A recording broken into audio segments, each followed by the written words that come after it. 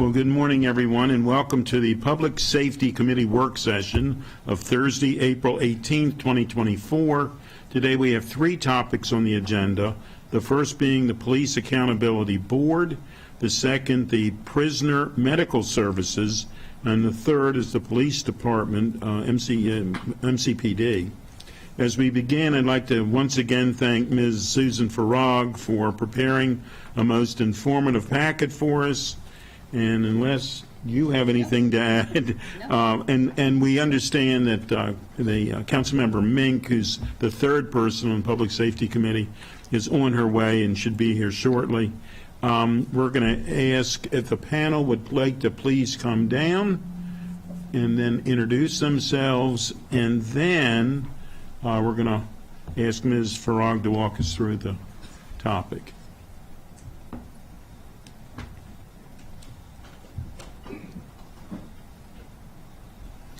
Good morning, good morning. It seems like we're spending a little bit of time together, doesn't it? You now? No, you know, you're number three. It's rare that you're number three, Chief, but you're number three. Yeah.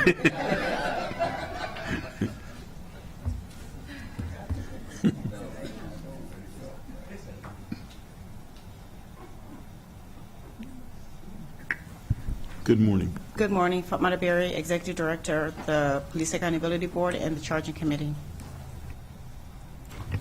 Good morning, Derek Harrigan, Office of Management and Budget.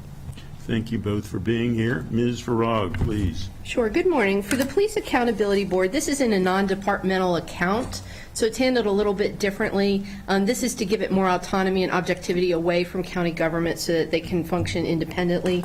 Their budget has increased over $200,000 this year, from $509,000 last year to $788,000 this year. Primarily, that's driven by the addition of funds for special legal counsel of approximately $200,000. So I'm just going to go through the items real quick, unless Ms. Berry, did you want to say anything now or after? Okay.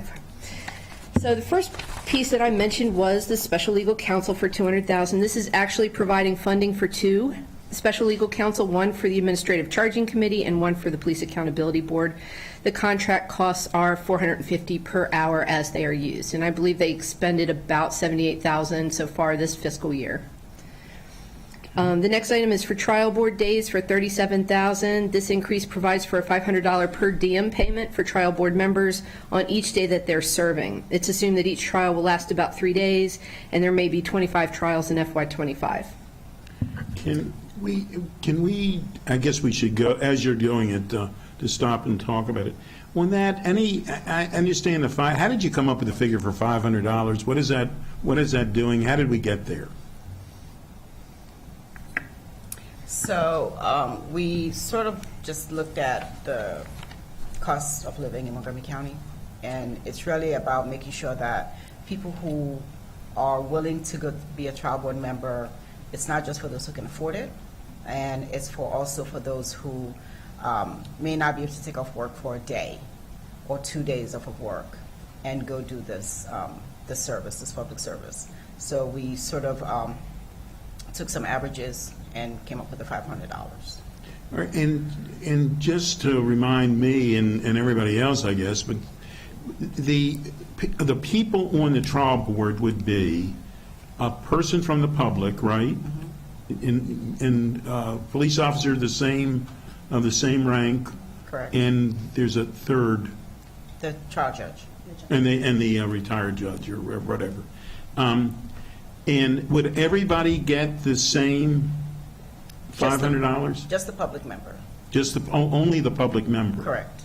Okay. That's the only person that the PAB appoints onto the trial board.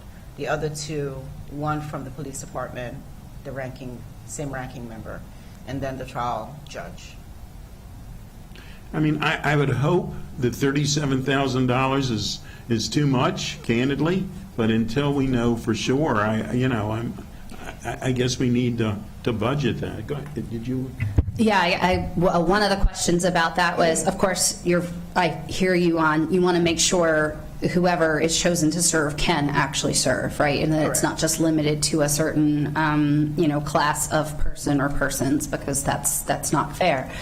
And of course, someone having a job that's flexible that allows them to take the time off is also part of that equation, because not everybody would have flexibility to take time away from their regular job. But the figure that you've used is a $130,000 a year salary. It equates to $500 a day, a 5-day work week. So I just think that's important to highlight, because it's not the common thing that everybody makes $130,000 a year. So was there any consideration given to the actual cost of time away from work for the person selected versus a flat $500 across the board? Okay, so just to be clear, it's not a person. We will have a pool of 10 individuals that Okay, we choose yeah. from. So it's sort of like a jury pool. Gotcha. We have a pool of 10 people, and for each request for a trial board by the law enforcement officer who may be charged, and the LEA makes a request to the PAB and says, we need a public member. Right. The hearing is coming up, so we provide that public member. So it's anticipated that we will have a certain amount of trial boards throughout the fiscal year. So it's not one individual person. Right. So we may have less, we may have more, but again, it's all reliant on how many the LEA comes to us for. Sure. And that's how we did it.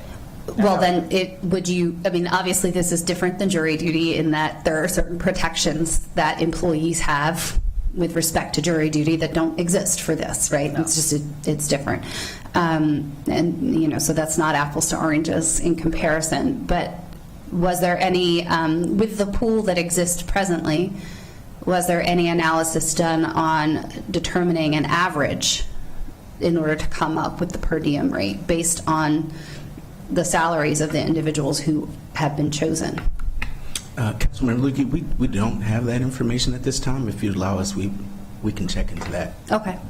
I just, based on the questions that our chair was asking, and then I quickly did some number crunching, I thought, well, maybe that is something that we should consider, or at least have as a marker to gauge the two in comparison. The other question, and I think I know the answer, but I wanted to make sure, is that the two attorneys who will be serving, one for the PAB and one for the ACC, are two different lawyers. Is that correct? Correct. Okay. And they are from the same firm or not from the same firm? Not from the same. Okay, that's my only question about that. Thank you. Earl Slaughter, Assistant Chief Administrative Officer. I want to clarify a couple things for the chairman. So the administrative law judge will also be compensated considerably more than $500 Yeah, a day. I understood. Yeah, I and understood obviously the third is a member of the police department who is obviously just paid their own salary. This is part of their normal work. The one big clarification piece, and the other distinction between a jury is you're actually required to be pre-trained to serve on a trial board. And so obviously these are individuals that we have to have, I don't want to say on retainer, but it's similar in the sense that you have to have them. And as we solicited the people to participate, it became clear that we didn't want to just, we wanted to be able to solicit based on a compensation level that would attract people of all walks of life to be interested in. So I just wanted to clarify a few points. I know that you may understand those things, but obviously for the benefit of the millions watching at home as well. Yeah, there are millions watching them. And we appreciate that. And there again, I would hope that that's a high figure, but I can go along with it, and especially while we're trying to figure out, we're still new in this accountability board. So we're good on that. Go ahead, please. The next item is annual salary adjustments, and these are for the members, the Administrative Charging Committee Chair, the ACC members, and the Police Accountability Board members. They started out at, there's a chart for you on page 3, but they started out $10,000, $16,000, and $22,000 a year, depending on their position. And it gets increased every December by the annual Consumer Price Index for urban areas in the Washington, D.C. region. So this year it'll be $11,000, $17,600, and $24,000. For FY25 compensation adjustment for about $10,000, that is for the 2 staff persons who support the Police Accountability Board and the ACC. Okay. Trial board member training is $2,000, and this is a new cost that reflects a per diem reimbursement rate for trial board members while they receive training from the Maryland Police Standards and Training Commission. The training itself is free, but they are providing a per diem. I think that's up in Baltimore County where they have to. I have no problem train. with that. Sykesville. Okay. Is it? Yeah. And the other one, in terms of operations, I was trying to create a chart that showed how complaints flowed through the police departments into the Police Accountability Board, or if they are received by the Police Accountability Board on the portal, how they are brought in and processed, and whether or not it's creating, since they've just brought on MCPD, FOP union members last year, whether or not it's creating any backlog for the Administrative Charging Committee, because I wanted to understand better if they needed additional resources to make sure they were handling that workload. As I was going through this data and checking with MCPD, I also checked with the sheriff, since we do their budgets too. It seems that there is a data discrepancy between what the Police Accountability Board has and MCPD, the Office of the Sheriff, and Gaithersburg City Police. Now, this does not mean anything is wrong necessarily, or anybody's doing anything wrong, but it means that the data right now are different, and I think it would be very helpful if the Police Accountability Board could more precisely examine the data and the processes by which they receive the data. It's my understanding they receive it on Excel spreadsheets, I think monthly, from the different departments, and just to ensure that everybody's on the same page and that there's a standard way that complaints are submitted and processed before they get to the administrative. Well, actually, and Ms. Berry corrected me, they don't look at the complaints. The ACC doesn't look at complaints. It looks at the investigative files prepared by the police department. But I just did want to note those disparities in data for the committee and recommend that this is an item to be investigated and followed up on this year. Well, and I guess if we could walk through how someone has a complaint. So they call you. Who do they call? How does this work? Okay, so the process of doing complaints is this. If a member of the public has an interaction with the police officer and they feel dissatisfied with the interaction, they have a couple of choices. They can either call the office. We will, The office being your office. being my You pointed office. to yourself, but Being I my know that office. not everybody could see that. Yes, being my office, to file a complaint, and we'll help them take the complaint over the phone, or they can come in and we can help them fill it out. They can go to the website, the PAB website, and file a complaint. They can go to the LEA itself. They can go to the police department itself and file a complaint. When they file a complaint with the police department, every month the police department, whatever law enforcement agency it is, provides the ACC, technically based on the law, they provide the ACC a monthly report of complaints that were filed with them. And we take, when they send it in, it goes into the system that was created by TEBS, and that system captures those numbers and populates into the system. And we pull those numbers to do the annual report, to provide information. Those are automatically captured from the Excel sheet. So when you file a complaint, it comes in to the PAP portal. We send it within 3 days to the LEA. The LEA does the investigation. At the conclusion of the investigation, they take that investigative file, they transfer it to the ACC. The ACC then reviews that investigative file to make a determination as to whether the officer should be held accountable, or whether it's sustained, not sustained, so on and so forth. At the end of that process, the ACC then forwards the decision to the LEA, the complainant, which is the member of the public, or anybody else. So anyone can file a complaint on an issue dealing with the law enforcement officer and the public. It does not have to be the person who had the actual interaction with police. It could be any observer. It could be, in fact, the chief of police. It could be whoever within can file that complaint. So once that decision is made, we send it to the LEA, we send it to the complainant, and we send it to the officer themselves. And at the end of that, the LEA then has to implement if there is a determination of liability for the officer and the ACC proposes or recommends discipline based off of the matrix, then the LEA chief then says, here is what to the officer. They cannot go any lower, but they can go higher under discipline. Here is the discipline. The officer then says, I accept, then it's over. Or the officer says, I don't accept. I want to go to a trial board. I need a trial board.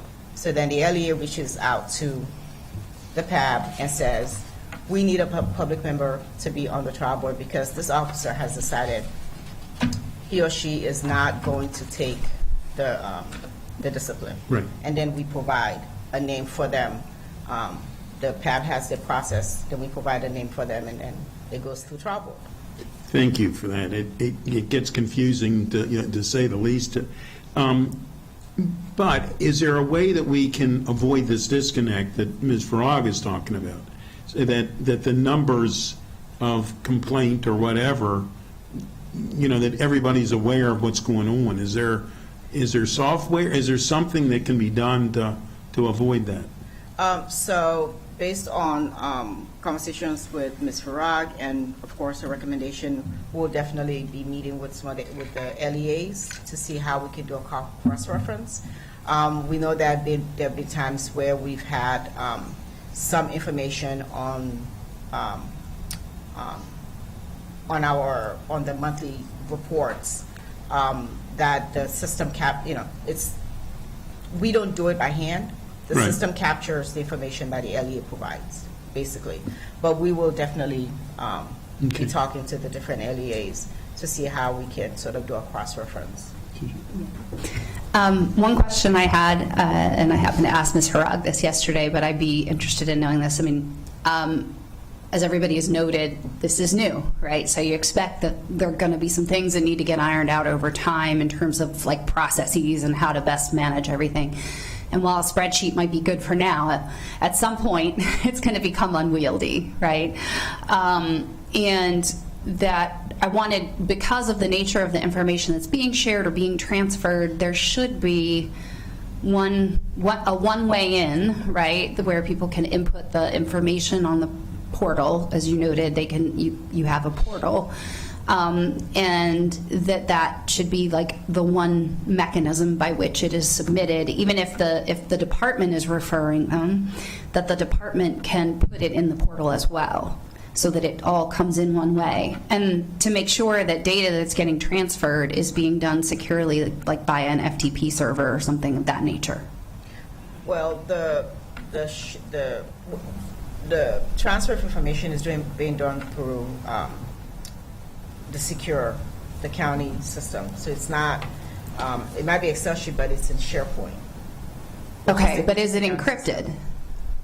That I cannot speak to as far as technical, but I know that it is very much secure based on the county protocols. Okay, something, just, I'm putting that out there in case you all Yeah. want to think about that for the future, especially to the extent that there's digital evidence and other things. You want to make sure you're transferring it and keeping it. It should be encrypted in flight and at rest, and it should be stored that way. And then in terms of the way things are classified, and given that the PAB is the receiving entity of this, or the ACC, that there should be some kind of guidance that's put out that you all can issue that specifies the rubric for what should be submitted, how to do it, anything else that you think is relevant to help mitigate disparities between how things are counted or how different record systems are holding things. That would be helpful. Are you speaking of the transfer of the complaint information, the monthly reports from the LEA? Is that what you're speaking of? I'm talking about having a protocol that's written so that everybody's on the same sheet of music, so that everybody knows how things are classified, how they should be transferred, how they should be stored, and that would, in theory, reduce any potential data discrepancies between any of the departments and the PAB or the ACC? Okay, so there is, when the system was created, a guideline was forwarded to all the LEA chiefs as to the information that should be on the intake, they call it intake form, where they put all the data that is required, that the system is able to capture, to upload into the TEB system, where all these numbers are captured. So there was a written Okay. communication to the LEAs of what to put in there and who to send it to, how to transmit it, and we get it. So far it's been, we get it. We get the information from the LEAs. Okay. Well, I think, to the chair's point, we probably need to circle back on this later and have a deeper discussion that's outside the context of budget, but so that we can, again, make sure everything's in sync before we get too far down the road. Yeah. 5 years from now, trying to re-audit or reassess data is going to be hard if we haven't taken these steps now. So I think we're in a good place with the half year plus we'll have a full year.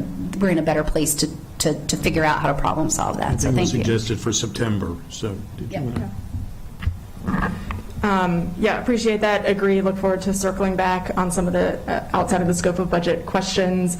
I just wanted to better understand why there are discrepancies between the PAB data and the LEA data.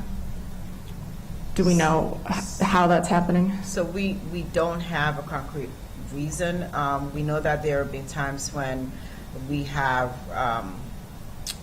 received some Excel sheets that also had some of the information, some of the complaints that were filed in the portal that the PAB receives. But again, as I said earlier, we will be meeting because we're just realizing this. So we will be meeting with the other LEAs, with all the LEAs rather, to cross-reference and see where the disconnect is. It may just be the way we're asking for the information, because some of what we provided also included complaints, because the request was for how many complaints have come in. Some of the complaints are not necessarily, I forget the word we use, are not necessarily complaints that really apply. So it includes some falsification complaints, but because the request was for how many complaints have come in, we gave all the complaints that have come in. And so it looks larger, but again, we will be doing a cross-reference with all the LEAs. Okay, look forward to circling back on that. Thank you. Just to clarify that, Yeah. I'll give you an example. We had a complaint, one of the first complaints when actually Ms. Berry had not taken over as executive director was directed against Officer Joe Biden and his violations of various things. And so so just to be clear, is that a complaint or is that not a complaint? Depending on, it came in through the system, it flags as a complaint, but clearly there is no Officer Joe Biden, just so we're clear. But obviously some people just want to test the system. Does it actually work? Does it actually take a complaint? Do they actually do anything with it? And so it's going to come down to the definition of what is a complaint, what is a real complaint. If a complaint was filed in 2023 for an incident that occurred in 2006, is that a complaint or is that not a complaint because it doesn't qualify under the Police Accountability Act and would have been under the LEOBR, for example. Yeah. And so I think we're still dealing with some definitional issues that exist between the conversion of the state law. And so there's going to have to be some work to. I don't want to assert because that's all the reason. Sure. And Ms. Berry and I talked about this yesterday. I don't want to assert that's the entire reason, but there's some complexity that's going on here that I think just needs to be worked through a little bit. Yeah, that makes sense. And it would be helpful as you all kind of sort through that to make sure that the end result is a product that provides for like maximum transparency. So even, the Joe Biden complaint, for example, that shows up on there somehow, but, it didn't move forward because X, Y, Z, just to make sure that everybody who submits something, even if they're just testing the system, that we're seeing that. And like, for example, hopefully we see people testing the system goes down because they know it works and that sort of thing. So. Yeah, my suggestion was going to be, you capture the total number of complaints, period, and then you have a breakout like they do for the hate crimes and hate bias report where it's verified, unverified, inconclusive. And, the Joe Biden would go in the unverified bucket. Yeah, I think it's just we have to clearly define what those things are, because I'd imagine if you're a member of the public, you see a complaint come in, you're like, who's saying it? Like, who gets to say whether it's verified or not? Because what if it was a real officer's name, but that officer was on leave? Like there could be a lot of Right. reasons why a complaint is either inaccurate, some may be fraudulent, some may be. I mean, there's a lot of complexity to this that we have to have. Some definitions matter in this case. I think Sure. is the key, and so like we'd have. I agree with the sentiment, because I totally agree with the notion that everything should be transparent. There should be nothing happen that's, if a complaint's coming in that's clearly like just not in the realm of reality, we should still have it cataloged somewhere so as to not, so that we don't end up with these numbers that are different at some points that are, end up. I think we need to circle back, figure out what we do and don't have, and then what we need to go forward with. And just to be clear, we are keeping track of all those. That shows up in our total numbers. Sometimes that's what makes them look more than what they are, because we do want to be very transparent, and we are very transparent, and we maintain everything. Nothing is taken out. Nothing is purged out. We don't purge anything out. Everything stays within the system and is there, regardless of what the person has as their complaint, whether it's valid, unvalid, whatever terminology you want to use, we have it and it's listed. And so if you ask for the amount of complaints that have come in, we give you the total amount of complaints that have come in. And they may not, as Dr. Starters indicated, they may not be an issue that came in, that happened in 2024, but the complaint came in 2024. Yeah, and I think to Dr. Stoddard's point and Councilmember Lukey's point, if we're having the breakdown that be as specific as possible is going to help us also for improving the system. I think if there's, what's happening with anonymous complaints, or with if a complainant doesn't have identification for the officer involved, if there's pieces that are falling through the cracks because they don't fit into the system that we have built, then it would be helpful to look at how we can improve the system. Thanks. Okay, we're good? Please.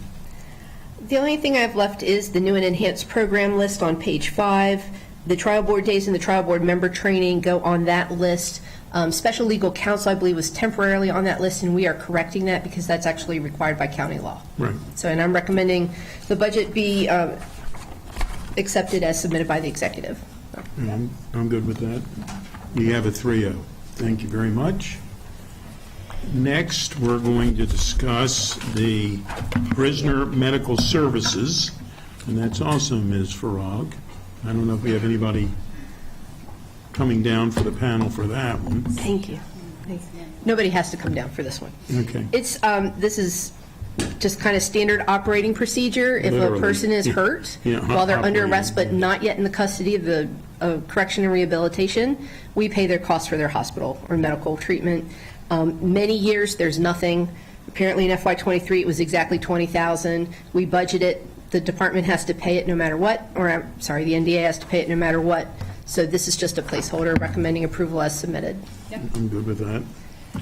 The fastest thing ever that we've done in this budget. I wish they were all like that. Next, I have a feeling it won't be quite that fast, Chief, but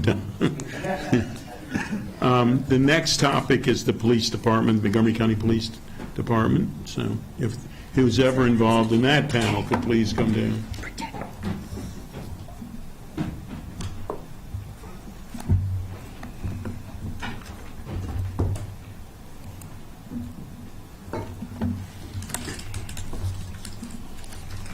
And if I could ask the panel, once they're settled, to introduce themselves. We can start with the chief, and then we'll turn to Ms. Farag.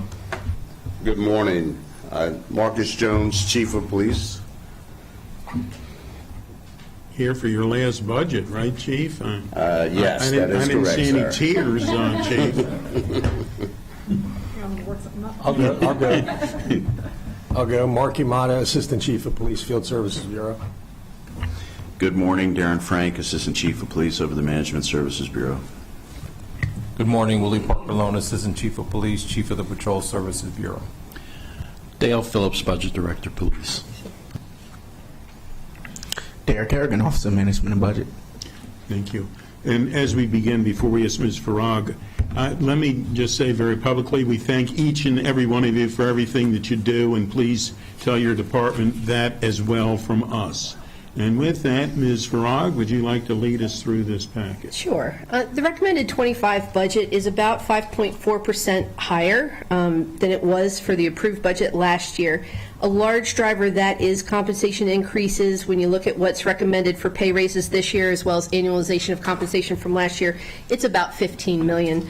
But there are also several new technology-based initiatives that help support public safety service delivery. One of the items I did want to flag was the elimination of 27 long-term vacant positions at the 911 Emergency Communications Center, and we'll talk about that in a little bit. I also wanted to note that the county executive has amendments that were transmitted on March 27th.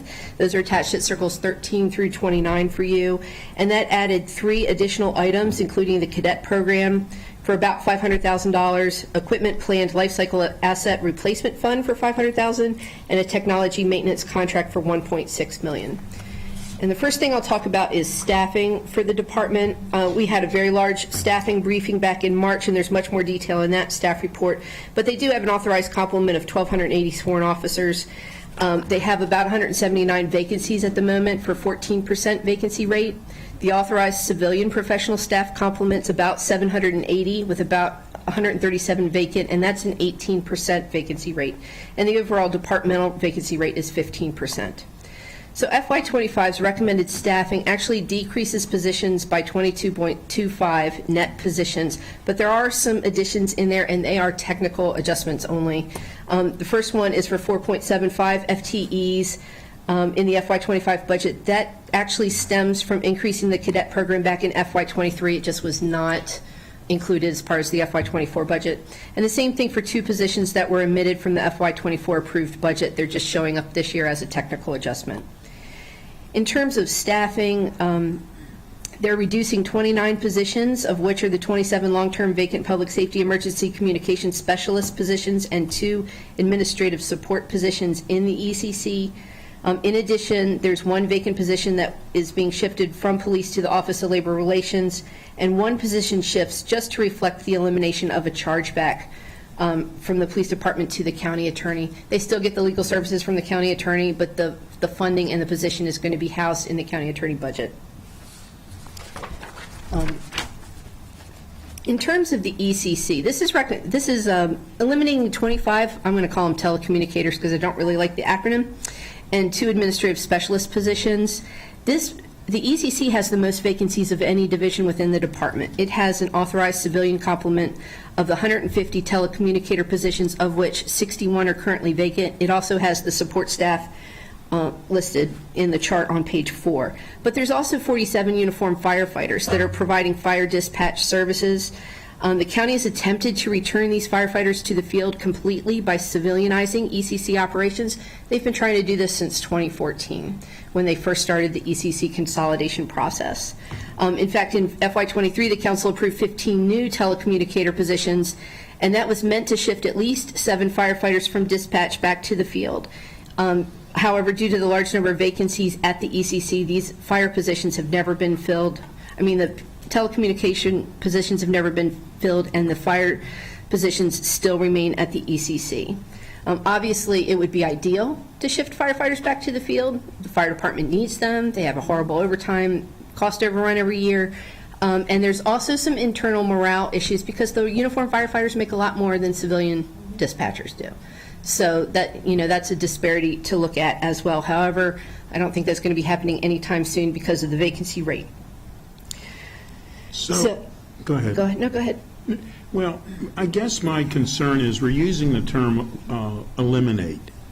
It's eliminate. And should we be using that term? I don't want to give the impression that we're not going to be trying to get people to fill these jobs. Oh, you still have plenty of vacancies left that they can fill, but that does bring me to an overarching staffing analysis point. And I shouldn't have interrupted you. I should have learned that years ago, Ms. Frog. But anyhow, go ahead. So I just did want to note that the short staffing at the ECC has resulted in less than optimal operations, including combining dispatch channels. It also puts strains on mandatory overtime, supervision, quality control, and training. There's a chart on page 5 that shows that ECC dispatch calls have increased. They have exceeded pre-COVID rates at this point. And as I had mentioned in the staffing update, and it is the theme throughout my budget report, is the need for workload analyses and a staffing assessment, and the Emergency Communications Center is a ripe location for doing that. How many people do you actually need to optimally answer these calls appropriately and dispatch appropriately, and work from there as far as trying to figure out how many positions you're going to fill? And once that kind of information is known, you can figure out when and how to shift the firefighters out and try to fill the civilianized positions. They did add you approved a pension program for ECC staff, which the department, the last time we talked about that, they indicate that that is stabilizing and working well for retention and possibly recruitment as well. So it's going to, it's new. It's going to take some time to really see how that plays out.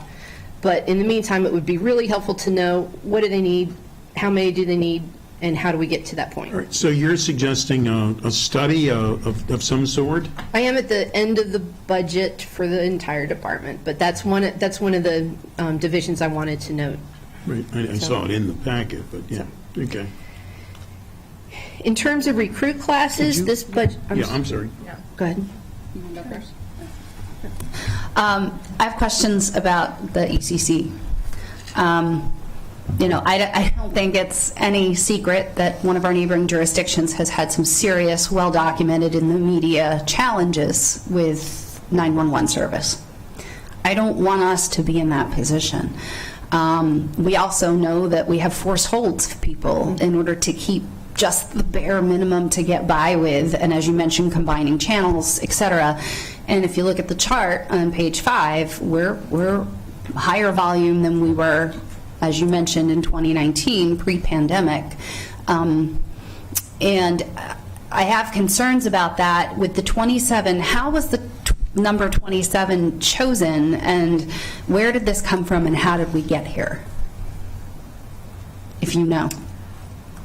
I should let the department or OMB answer that. My assumption was it was done solely for savings.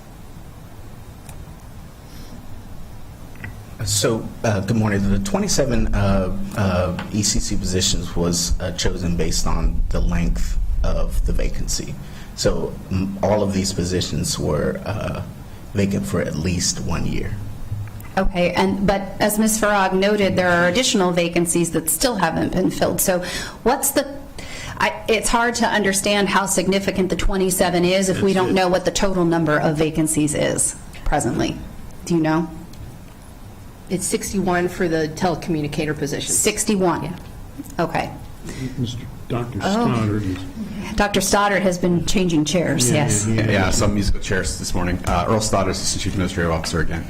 I want to make clear, so I don't know that these are going to be long-term losses for the department. What I mean by that is I don't think we're going to fill the other positions that are vacant over the course of this fiscal year. Mm-hmm. And I do agree with Ms. Farag's assessment that we need to right-size this element of our operations long-term. And the key here is we're not going to be able to add these positions this year. We have these other positions that are currently vacant that we're focused on.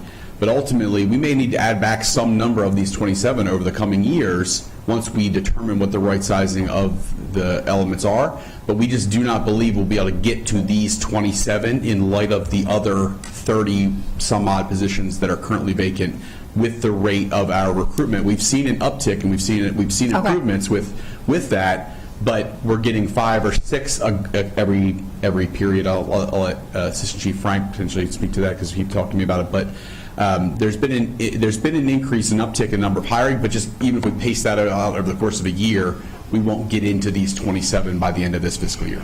Okay, so based on total volume of vacancies, it is not reasonable to assume, and I understand, look, Yes. I posted the recruitment video this week as we're celebrating Yes. our operators. I will do any, and I think everybody sitting up here knows, I will do anything to help recruit people into our full public safety complement of workers, because this is tough work. And our call takers, they don't get to see the outcome on the other end, right? And so they sit there and they absorb everything that comes directed at them, but they don't get resolution or closure in any way, shape, or form on what they're taking in. So I certainly appreciate the work that they do and know that it is not easy. So knowing that, and knowing that it's not reasonable to assume that all 60 would be able to be brought on board this year, that is a really high number. I can accept the county executive's recommendation on this piece, but knowing that should we end up having a landslide amount of people who want to come in, that we will consider that. If we see a landslide number of people coming in, and we believe that we can get more on board, we will assuredly see a supplemental request to allow us to continue to hire positions. I want to echo, and the county executive would echo everything you said about the criticality of these positions, the fact that the workers who are currently working are overworked relative to what they should be. All of those things are things that we totally accept, and we do not believe that we are not currently appropriately staffed, and we need to hire more people into that agency. There's no debating any of those things. It's simply a timeline, dollars and cents thing for us as we right-size the agency. Recognizing that the staffing was put towards, if we were fully civilianized, we have not fully civilianized at this point. We would like to get to that point. And so some of the services, when you hear 60 vacancies, that is a large number, is a significant issue for us, but it's being addressed in part by backfilling with sworn officers from the fire department, at least currently. Right, and again, that is part of a bigger, broader problem that we're also trying to rectify, so I appreciate that. There's one other item that I think was covered, because it's earlier in the packet, that, well, I'll ask the question, and if it's not the right time, somebody tell me. But there was the issue for the background investigation software that's on the list. And my question was, is that an overall analytical tool, or does that relate directly to the background investigations that need to be conducted in order to assist with accepting recruits into the academy? So that's an overall package that we're using for all of our recruitments. Now, for police, we have to do an extensive background investigation, and this system does two things. It helps us with the background investigation packet, makes it more intuitive, which is one of our pressure points when we're looking at bringing people in. Yes. We're giving them a 35-page plus document to fill out. This puts it online. It puts it into something that this next generation digests better. Mm-hmm. It also keeps it sorted better. And then additionally on top of that, so we hope to get rid of that pressure point with that. But background investigations become much more complex. Mm-hmm. Unfortunately, we've seen in the last year where we had an incident where we wanted to catch something around social media. Mm-hmm. And so this package allows us to bolster even just our social media background investigations, which is becoming incredibly important. Yeah, and I'm sure that's something that's readily recognizable to the public, right? So thank you for raising that, and certainly, again, put a pin in coming back to talk at some other non-budget session about recruiting and how we can shorten the time, if there's anything we can do to shorten the time from application to decision. We've actually cut a lot out there. We're down to we can do a background investigation in 6 weeks, provided we get all the data. Mm-hmm. So the key now becomes this ESOF, which gets us the data quicker, and then we can do the 6 week. 6 weeks we want a little bit more time, but that, for example, this next class, we continue to look at how long we're going to keep the posting open to get as many people into the process for this next September class. And from Director Onley, thank you for recognizing it's National Telecommunicator Week. Yes. Those folks are very special over there, and we're celebrating them this week. Excellent, thank you. Well, I think I just segued into what Ms. Farag was going to cover next, but I think Councilmember Mink also has questions. Before she asks, so that you were down to 6 weeks, what was it before? Before that, well, starting a few years ago, we were around 3 months. And we've been able to streamline things, so now we're down to this 6-week process. And when I started, I'm not going to say when Chief Jones started, but when I started, it was probably about 4 months that it took to do that. So we continue to make progress through the years. Okay, please. Thank you. Yeah, I appreciate the analysis that you all have done to be do the best that we can in this department where clearly we're hurting. Also wanted to acknowledge that the expanding of pension benefits to our operators, that we have seen good results from that. It's improving retention. So I think that's just important to note. And, now we need to obviously continue working on the recruitment front, which obviously you all are doing. To Ms. Farag's point about the value of a full analysis here, I think that makes a lot of sense, and wanted to also reference a conversation that we had earlier this year, which I know we were going to circle back to, I think sometime in the summer, about looking at crisis response and where we can build things out, and the need to build out our civilian-oriented response in a more expedited fashion. And just wanted to note that because that's really relevant to this particular conversation as we look at different models of dispatch and how that's done in different jurisdictions, and how we want to do that here, and how we want to integrate that, what makes the most sense in Montgomery County. That's probably going to impact how we want to ultimately have ECC staffed, how we want to be directing calls. Do we want everybody calling 911, or do we really want to ramp up people's calls to 988 or to our other mental health numbers? Those sorts of questions that we need to work through, I think, are going to be very relevant as we look at the staffing question. So look forward to kind of circling back on all those things. So, council members, since we were talking about the staffing and looking at how many people we needed, I did want to say this. So FY25 is going to be a very interesting crossroads for us, because we've got multiple efforts going on. In addition to the mental health response and how we route those calls, we're looking at AI to assist with our calls coming in to our non-emergency number, which takes pressure off of our call takers. We are in the middle stages of getting online reporting, which would be an option for our citizens, where instead of calling 279-8000 or 911, which is that's a big problem, people misusing 911. Mm-hmm. Again, it's just an education matter, but routing those to online reporting, which again takes pressure off. So I think we're going to look at a number. Oh, and the final thing is continuing working towards consolidation, which Director Onley has done. We have many of our professional staff now trained as fire rescue call takers. We do all the call taking there, but they're also being trained in dispatch. So we're moving down the road towards that day where we can fully civilianize our communication center. And this year is going to allow us to do some more analysis on all of these efforts as they're coming together in this next 12 months to get to that number that Ms. Farag has referenced and that you all have recognized. What's the proper number? Because the number before, as we said, as Dr. Stoddard mentioned, it's a high number, but that's because a couple years ago we put the staffing towards this consolidation effort, and they've been there and they've been vacant because again, the downturn in hiring. Yeah, that's a great point. The AI piece is really interesting. I think that's going to be one where, especially given that, we have different algorithms in our different call centers for what should be funneled where, and in some places they're really different, and in some they're kind of similar, and so I know that's something that we've talked about, and you all are actively doing work with those different places to make sure everybody's aligned and every operator is aligned and all of those things.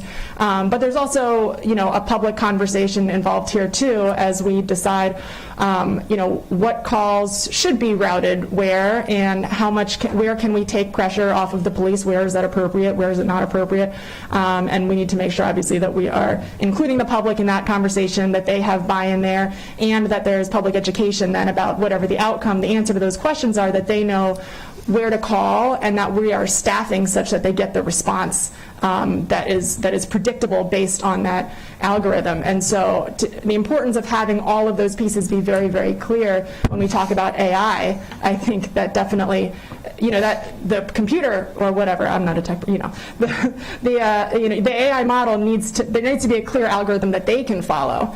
So, if we have trouble following it, if a member of the public has trouble following it, then I would imagine that what even is right now in here, computer, the AI tool, trying to follow it, that would be difficult. So look forward to tightening those pieces up, and it's great that you all are looking into efficiencies, and look forward to us working together to get to a place where all of these pieces come together and we can make sure that we are expediting the folks who need to be at each type of call as effectively as possible, and hopefully take some of the burden off of the folks who are working in our call center right now.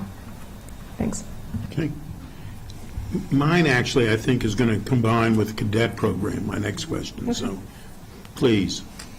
Well, I just briefly wanted to mention the recruit classes, total of 48 recruits for the year, 2 classes. The department may look at overlapping these recruit classes, which gave me a little bit of concern because I know they pull patrol officers as adjunct instructors, and they actually had trouble getting people before the pandemic. So that's something that bears watching, including, how it might impact their overtime budget, which I'll get to in a few minutes. But for the cadet program, about $495,000. This was one of the county executive's amendments on March 27th. Yep. I did not get detail about exactly what this was going to change about the cadet program. I've heard of a lot of discussion. That discussion includes providing benefits, paid leave, health insurance, retirement, that type of thing, increasing their hourly wage, and also expanding the program from 2 to 4 years. But I'd like to turn that over to the department to get the precise details on what this really means for them. So, good morning. First and foremost, I think it's, and I'll start with the cadet program.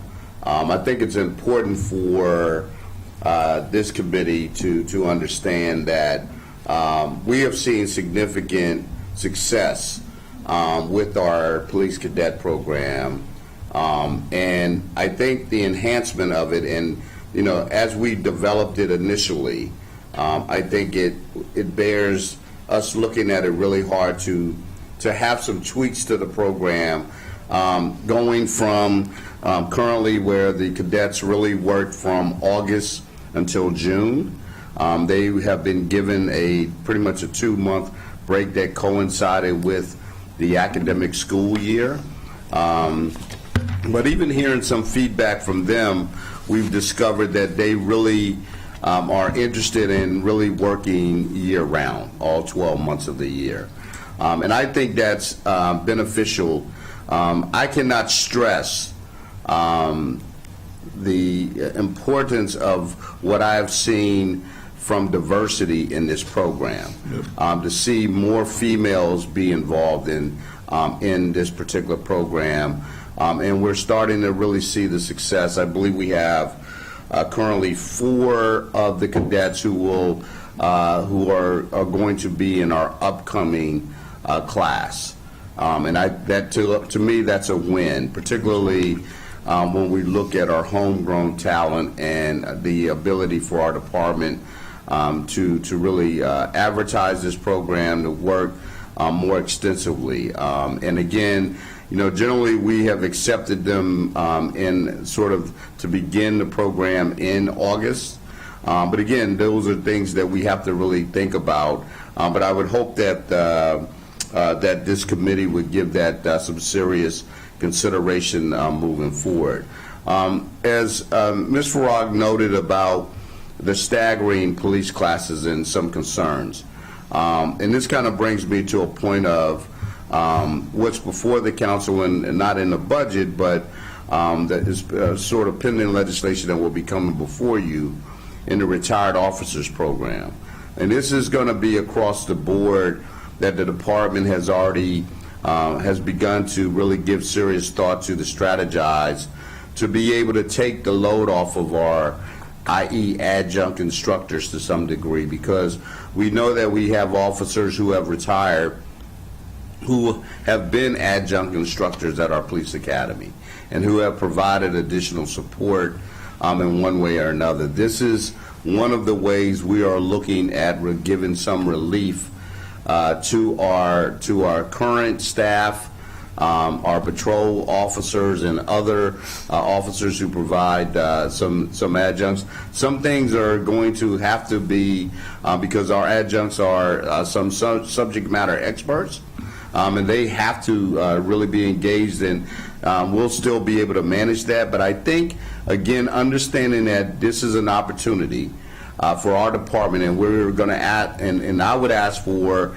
patience, even though I won't be there, but I would ask for your patience as this department is looking at and really actively working. The senior executives here and I and other members are really putting our heads together to see the impact of said retired officers program should that legislation be approved.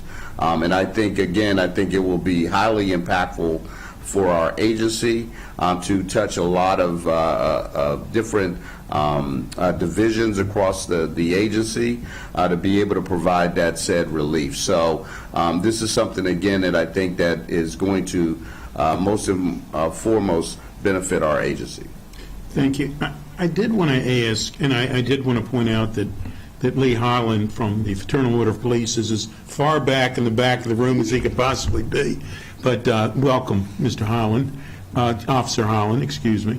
But for the cadet program, which we're all very proud of, and we want to obviously continue to be very supportive, are you looking at increasing the size of the program? Not at this time. What we're looking to do is make it competitive with other agencies around the area, which is make it into a 4-year program and also make it year-round and also offer the benefits. You know, we've talked before about the things that we're having to do to remain competitive in the marketplace in the D.C. area, and by making these changes, you know, one of the most important things the chief talked about is all of the people from Montgomery County that are signing up for this program and keeping them in-house rather than go down to D.C., which has a much more robust program. Just they got started a little bit earlier and made that a year-round effort. So that's what we'd like to do, keep our homegrown talent right here. Well, and I have mentioned before that the Montgomery College Criminal Justice Program is 500 or plus students are in it, and we want to make certain that those 500 plus students who are Montgomery County oriented, that they stay here. So the question becomes for a dispatcher, how old does a dispatcher have to be in order to be, what is the minimum age for them to be hired? We just changed some policy around that to make it easier for them, and they can start to apply when they're 17. I believe they have to be 18. Well, so the question to me is whether or not there's something we can combine our cadet program and dispatcher program and others, because a younger person can be involved. They can't be a police officer until they're 21, right? Mm-hmm. So a younger person could be involved as a dispatcher and wants to be in that line of work and get paid. Whether or not there's some way we can combine all of this so that we can keep that young person who wants a job, needs a job, to be doing some dispatch work and then continue on as a cadet, et cetera. So right now we do have the Explorer program in our high schools, and we're seeing again the same success that we see with the cadet program, and we want to continue to build on our Explorer program through relationships with the high schools and our folks that are doing that there, which we've also introduced ourselves more into the high school environment, because we do recognize there are a lot of students that don't go on to college by choice, and this is a great opportunity. The council member discussed earlier about what the council did and what the county executive did to create a pension program for this. So it can be very attractive options, so we're doing that. And then in addition, I will tell you, we had a volunteer luncheon yesterday, and I talked to a about to graduate young lady who is in criminal justice, but she didn't want to be the police. She was looking for other options. So as you said, I think there are other options with the cadet program that we can funnel them and encourage them. We want them as police officers, but we'll certainly take them as dispatchers if that's the route that they choose. The door is open. Good. I think to your point, Council Council Chair, or Committee Chair. Earl, I don't know that we have to be quite that. We need, and actually, this is something we had a conversation with President Holland from Lodge 35, is really creating that bridge from the Explorer program to the cadet program. As they graduate high school, there's about a three, depending on the age of the person, 4-year gap between when they can apply to be a police officer at age 21. But create an employment sort of process for them to then transition seamlessly into be a Montgomery County police officer. And so that's something that, we're building up elements of this, but I think there's going to be a holistic conversation this year, and I think this is something I alluded to with your Chief of Staff, is that we need to create a real concerted bridge program that goes through the starts with the Explorer program and proceeds through to becoming a police officer, that encourages homegrown talent to stay here. And also, there may be people who are interested in high school, but there's a long time between high school and age 21. You don't want to lose someone who's interested because they feel that they have to work, they have to do something. Right. And we can also, I think the county executives talked broadly about the education requirement and things like that. We could probably address their educational needs as part of a program when they're 18, 19, 20, so that they're fully ready and frankly more successful when they get into the academy at age 21, because we've given them the background law classes, maybe we've gotten them some preliminary work at a station, doing some of the report work and stuff like that. We can make more prepared candidates at age 21 by having a really well-developed bridge program, and this is a start to that by frankly making it more competitive so that there are elements to rebuild that bridge with. Go ahead, please. I was just to say, this makes me very happy that this will allow for continuity over the summer, because that's been one of the biggest issues that I've heard members of the department raising about, students that they've worked with, students, not students, but young persons, as a friend used to always call them. The young persons needed to stay employed during the summer, and the gap was a deal breaker. And that's important. And I also appreciate, and I know that during the recruitment events that you all host, you do a good job of trying to explain the financial benefits of the pension, right? So, I'm of an age where that was something that kind of everybody had. So when I was a little kid, and my neighbor working at the Chrysler plant could talk about his pension, and as private industry has done away with pensions, government's one of the last places left where that happens. So it's not as common of a term that is used as kids are growing up, so they may not understand the benefit, and then they get to, I've finished high school, well, now what? And it is really an important benefit. I wanted to talk about the retired officers piece and the teaching as adjuncts in the academy. And I think there's, to sort of help, and again, I know you know this, and I know this, but to help with people understanding why that's an issue or why we need instructors who are deemed subject matter experts, that the Police Standards Training Commission has a very specific set of requirements for determining who can teach. Is that right? Yes, that is correct, yes. And in terms of instruction for what the state mandates for training, there's a certain amount of stuff that can be taught by civilians, and there's a certain amount that can't. Is that correct? That is correct, yes. Okay. And we can't change that. That's the state's. That is their regulation. That's correct. Certainly I'm assuming some of the retired officers would have been those who had previously been certified to serve as instructors and can re-up their, I think it goes in 3-year cycles, 4-year cycles with MPCTC? 3 years, yeah. 3 years, okay. Mine's not up till August of 2027. But that's something that there is an official process and procedure, that it's not just sort of at the department's discretion. There is a specific protocol that must be followed in order to comply with the state's regulations. That's correct, yes. Okay, Yes. thank you. Did you? No. Okay. We'll continue on then, please. Sure. The next one is about overtime, and the recommended budget is adding $2 million to the department's overtime budget, and it should total about 13.5. When we had the staffing briefing update in March, I had data through January, and at that time they had spent over $10.5 million, and they had 2 bureaus that were already over budget for that.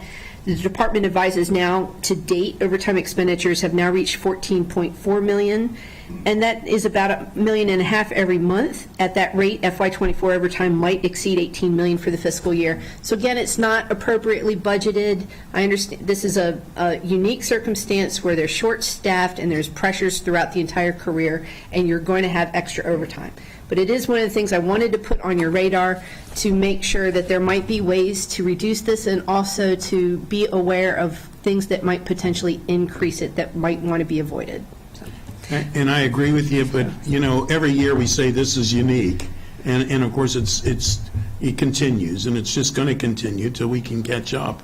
Hopefully, using a cadet program, et cetera, we can get to hiring enough. True, yes. So I do think we need to come back to this one at some point too I guess after a staffing study or whatever we're going to end up with. The next item is LAPS. Last year, we did LAPS a little bit differently, and we had some unique one-time pots that dealt with, one-time situations within all the departments across county government. And last year, the department's approved LAPS was negative $15.6 million. This year, they restored the unique one-time lapse from last year and put $8.3 million back into the budget, but it also makes a negative $13.7 million lapse adjustment. Now, I've been going back and forth with both the department and OMB to try to really nail down this figure, which I thought was closer to $20.1 million. I think we've agreed that that's the correct number. So I just wanted to put that out there, and I'll note that for the packet for council. Can we note that OMB is shaking their head yes? Yes. Can we? Yes. The lapse amount is $20 million.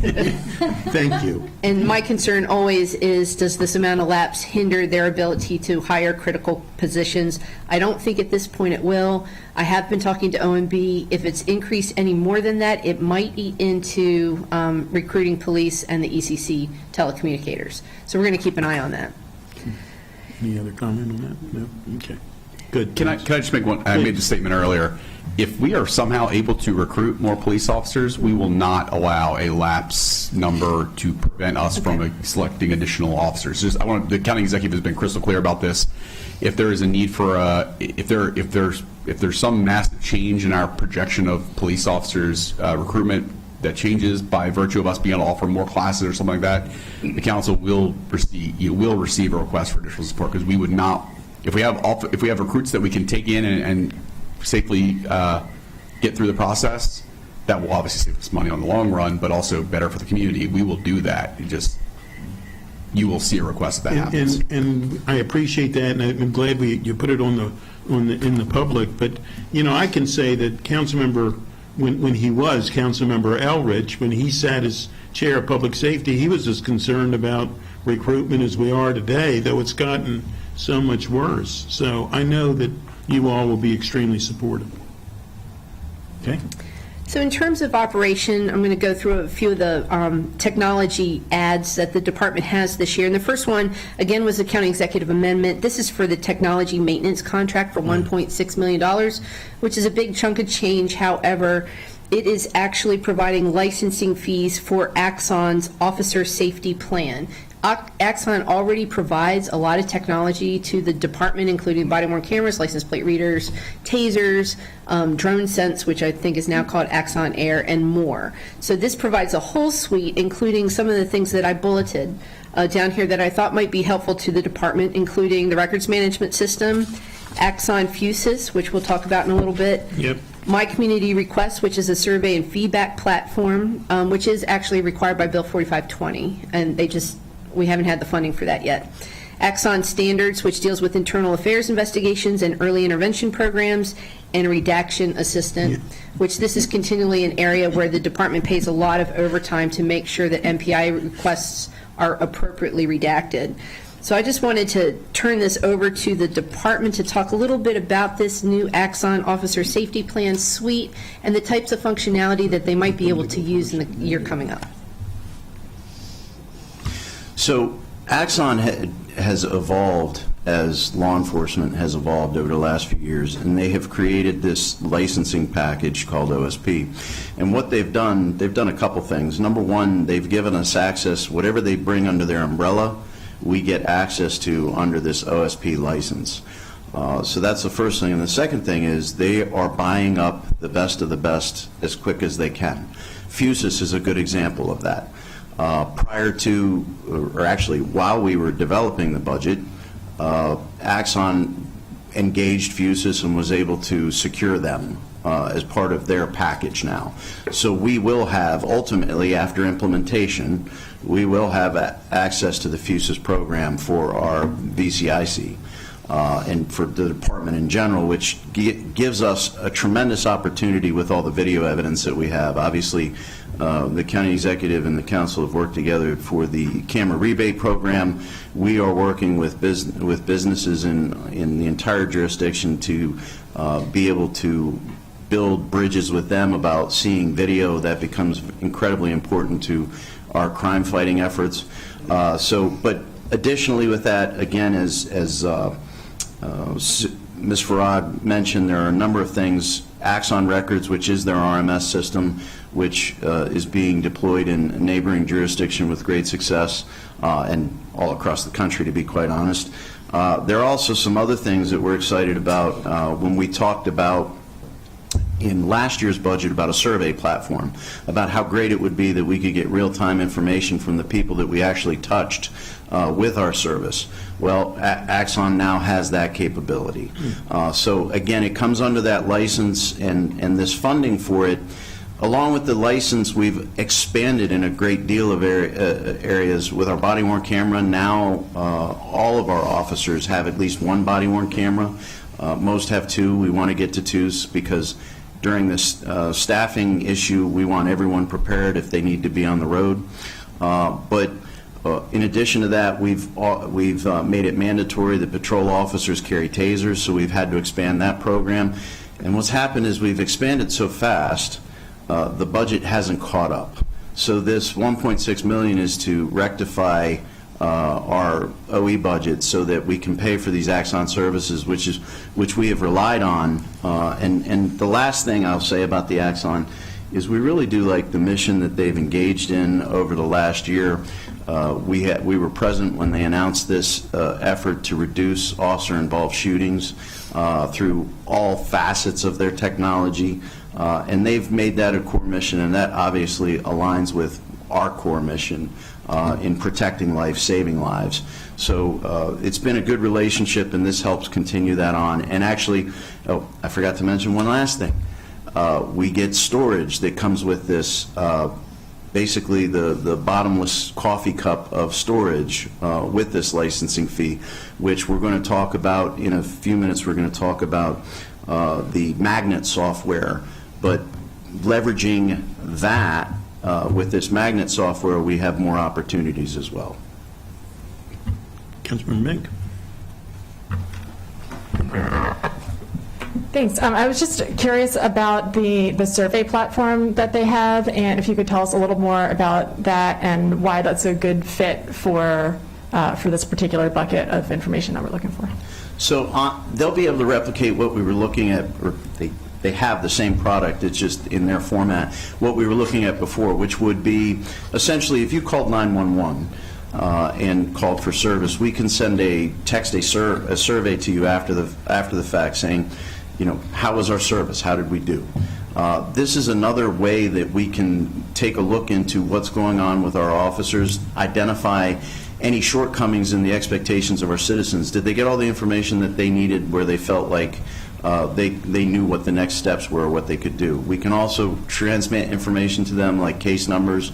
We can transmit to them follow-up investigation information.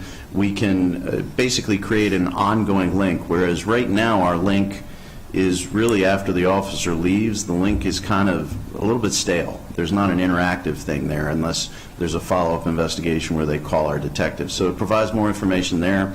It'll also give us opportunities to reduce stress on our patrol officers, as far as one example would be for collisions that don't involve injury. We can send information directly to them, into citizens saying how to exchange information, what to do next, rather than have an officer respond out to explain all these things. We can do that digitally with this system. And then also it goes into our early intervention system. You know, officers have very stressful jobs, and sometimes, you know, they're unbeknownst to us, unbeknownst to their sergeant, they're having a rough time, and maybe we get something back that says, you know, I don't know, that I had a concern about the officer, they were sad, or they were, you know, any number of things. Those become potentially a part of our early intervention system, where we can look at that and say, okay, we got to do something for the wellness of this officer. Maybe there was an issue there, and just to check in, because again, sometimes, you know, when you come in for roll call, everything's great, and you hit the road, and maybe something that the sergeant couldn't see in that brief interaction, a citizen might clue into and have a concern. So there's many opportunities, and we're really excited to see what we can do with it. Yeah, that sounds really, really interesting. It'd be great to have, that might warrant a whole follow-up session, because that sounds like a lot of great new tools. And then in regards to the survey required by 4520, you know, what that data is going to look like, and what other tools we could look at for making sure we're reaching and you know, more respondents. And it's very cool that you'll be able to circle back with people who call 911 and have that direct link. And I will say also that as we look at you know, continuum of care, and as we look at, you know, integrating more of our mental health services, you know, this might provide an opportunity for improved case management on the civilian side as well. Maybe, I don't know, but just noting that might be of interest. You want to, if you like, no, we're looking at everything. We Yeah. want to leverage as much of the technology as we can. The county executive has made it clear, Chief Jones has made it clear, you know, and really what we see across the nation, opportunities like these give us windows into exactly what you're talking about. Mm-hmm. I did want to say, again, reference the survey and the requirements that we're allowed to have. You know, one of the big problems about the surveys before is you could pay $100,000 to have a survey, and they'd go out and try and reach 5,000 residents who may or may not have interacted with Montgomery County Police. Right. And some of them might be like, oh, they're the greatest thing since sliced bread, and some of them may say they're not so great, and they never even dealt with us. So being able to have this kind of very targeted survey results is going to be very helpful for us. Yeah, I think that makes a lot of sense. We also want ways to get information from people who weren't the ones who called 911, who might have been, you know, witnesses to, or, you know, participants in, but weren't the caller, or, you know, all of those sorts of things. So there may be, again, folks who have interacted in some kind of way, who we're not going to reach directly through this 911 compatibility. And so thinking about how we can make sure that we have that data to integrate into the survey results will be important also. The other one I wanted to check in about was the redaction assistant to help manage MPIA requests. Is that going to help us reduce cost and time for fulfilling those? And if so, what kind of scale? So we need to see their product evolve, continue to evolve. We have been able to make some reductions in our time spent, but there's a lot of delicate issues around the video that we have. There's personal information that we can't, that we need to redact. I mean, there's a whole list that our MPIA team looks at. So we're constantly looking at technology. I will say a few years ago, their redaction wasn't up to speed, but again, they're buying up people that are doing very good stuff, and so we're looking to see where that goes. I don't have enough information on it quite yet, but we do think there's potential on very basic things that we need to do, redactions that we need to do. So the cost analysis for how much is the redaction system part of what we're talking about paying for in this contract right now? Well, or is we this- already have it. It's a matter, it just comes Okay. with this It just license. comes as part of the So a lot package. of these things that come with the license, we're looking to put them into play because we're not getting them for free, but we have access to them already. So Through we the wanna- package that we Yeah, have. so we want to introduce their use and not come back and say, what we're hopeful is we don't have to come back and say, well, we need another $350,000 for another redaction system. But we have a good relationship with Axon. They created digital interview room concept based off of our request. So they're working hard, and I think we'll be able to get them where they need to be with us. And I appreciate the interfaces that I understand that you all have had with them, like in regards to the drone program, and we're making some additional requests about things that they haven't done before, and appreciate that they've been responsive partners there. And be interested to circle back as you all continue to look at the redaction assistant at what the public can expect from that, because certainly, obviously, reducing the cost and time there is something that would be of public value, of value to everyone. So, thanks. Thank you. I'm very big on what does the acronym stand for. So I looked this up, this FUSES, and I found out that it's actually derived from a Greek name. It's not an acronym for spindle, and so it runs all of these weaves multiple threads together. So anyhow, we're glad we're using it. Yeah, go ahead, please. I just want to say thank you for a 5-year agreement. Anybody who's had to talk to me about contracting knows that's important to me in terms of getting the best bang for your buck in terms of taxpayer dollars. And as you noted, the bottomless cup of coffee storage capacity for video is incredibly important because, and I know your department had body-worn cameras before they were mandated by state law, but that was during the 2021 legislative session when that law was being passed. There were people going, I can't store all that digital because it gobbles up a lot of storage space. And I appreciate that you're working with a vendor who is as agile as they are in adapting and adding to things as we evolve, again, with 21st century law enforcement needs, the needs to serve the public, the needs to be able to support PIA requests. And, I had to do them back in the day. And when I say back in the day, I mean a month before I got sworn into this job where I had to print up the paper and take a Sharpie and redact the stuff on the paper, because there had been a prior instance in the AG's office where someone had redacted using a digital tool, and they transferred the file digitally, and on the other side they unredacted it.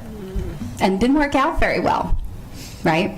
And in the video context, you have to blur license plate information, street address information, faces, depending on who's requesting and depending on, the list of criteria. And I get it's long, and MPIA is not always the most direct or linear law to look at in terms of what is or isn't disclosable.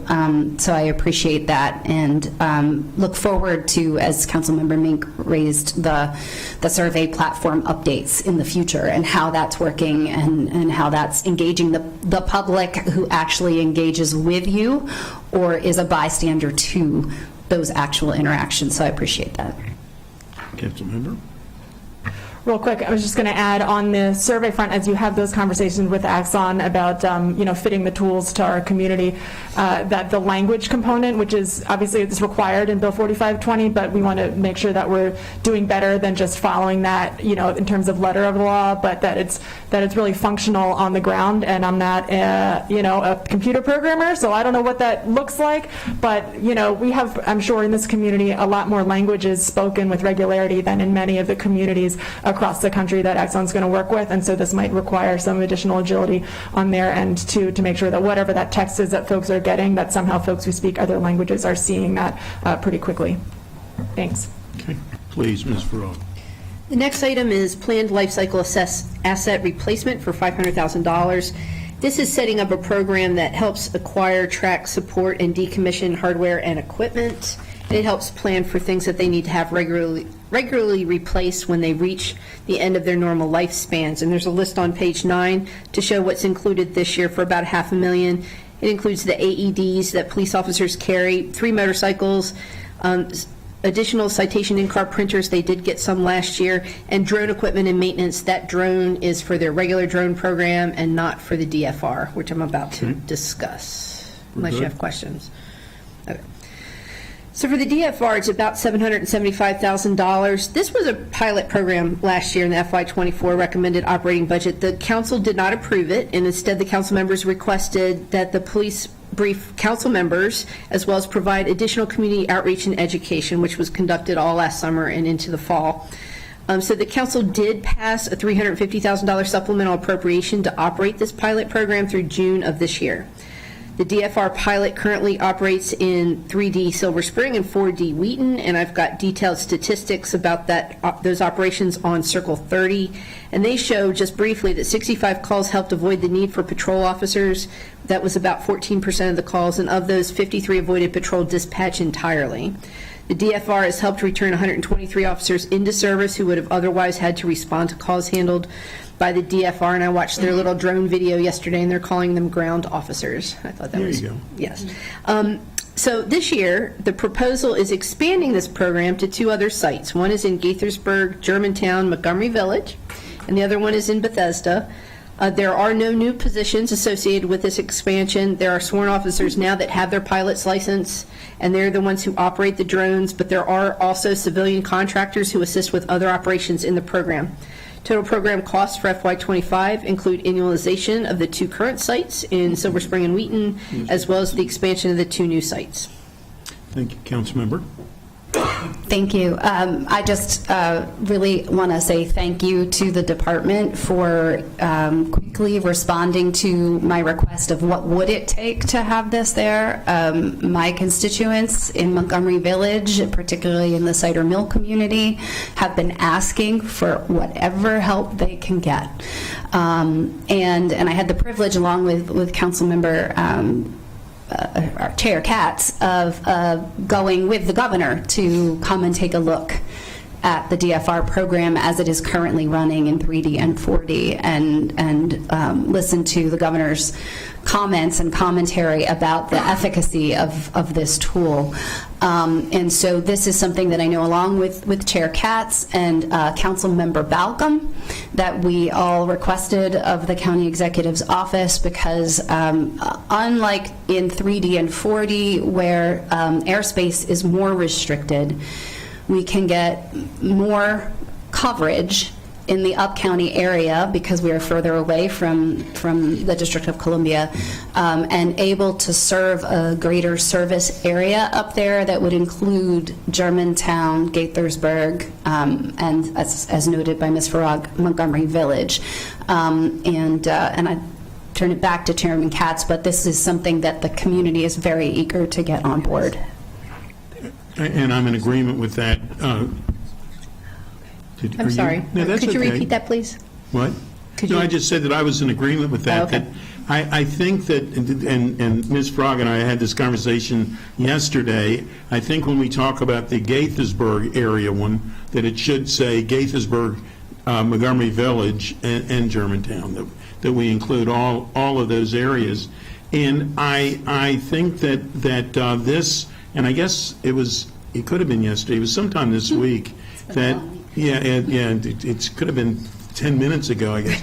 But I read that I think our drone program is responding within a minute or something. Is that, please? It's about between a minute and a half, yes.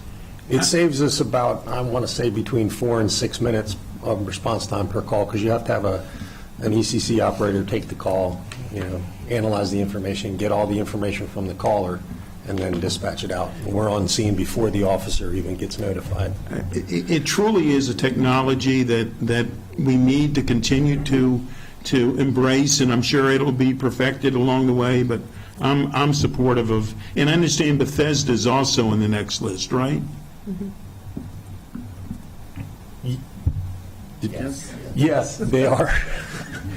It took 3 of you to shake your head. Just had to remind Chief about it. Yeah. I appreciate that, yeah. We're good? Yeah, go ahead. Thanks. Yeah, a couple of things I wanted to check on. One, so now that this is not riding on a supplemental anymore, is the intention by MCPD to maintain the same guardrails and policies and procedures that were outlined in the supplemental as drafted by Councilmember Stewart with MCPD? Yes, that's correct. Great. We wouldn't be cutting corners anywhere, if that's correct. That was my assumption, but I just wanted to get that on the record so the public is clear on that as well.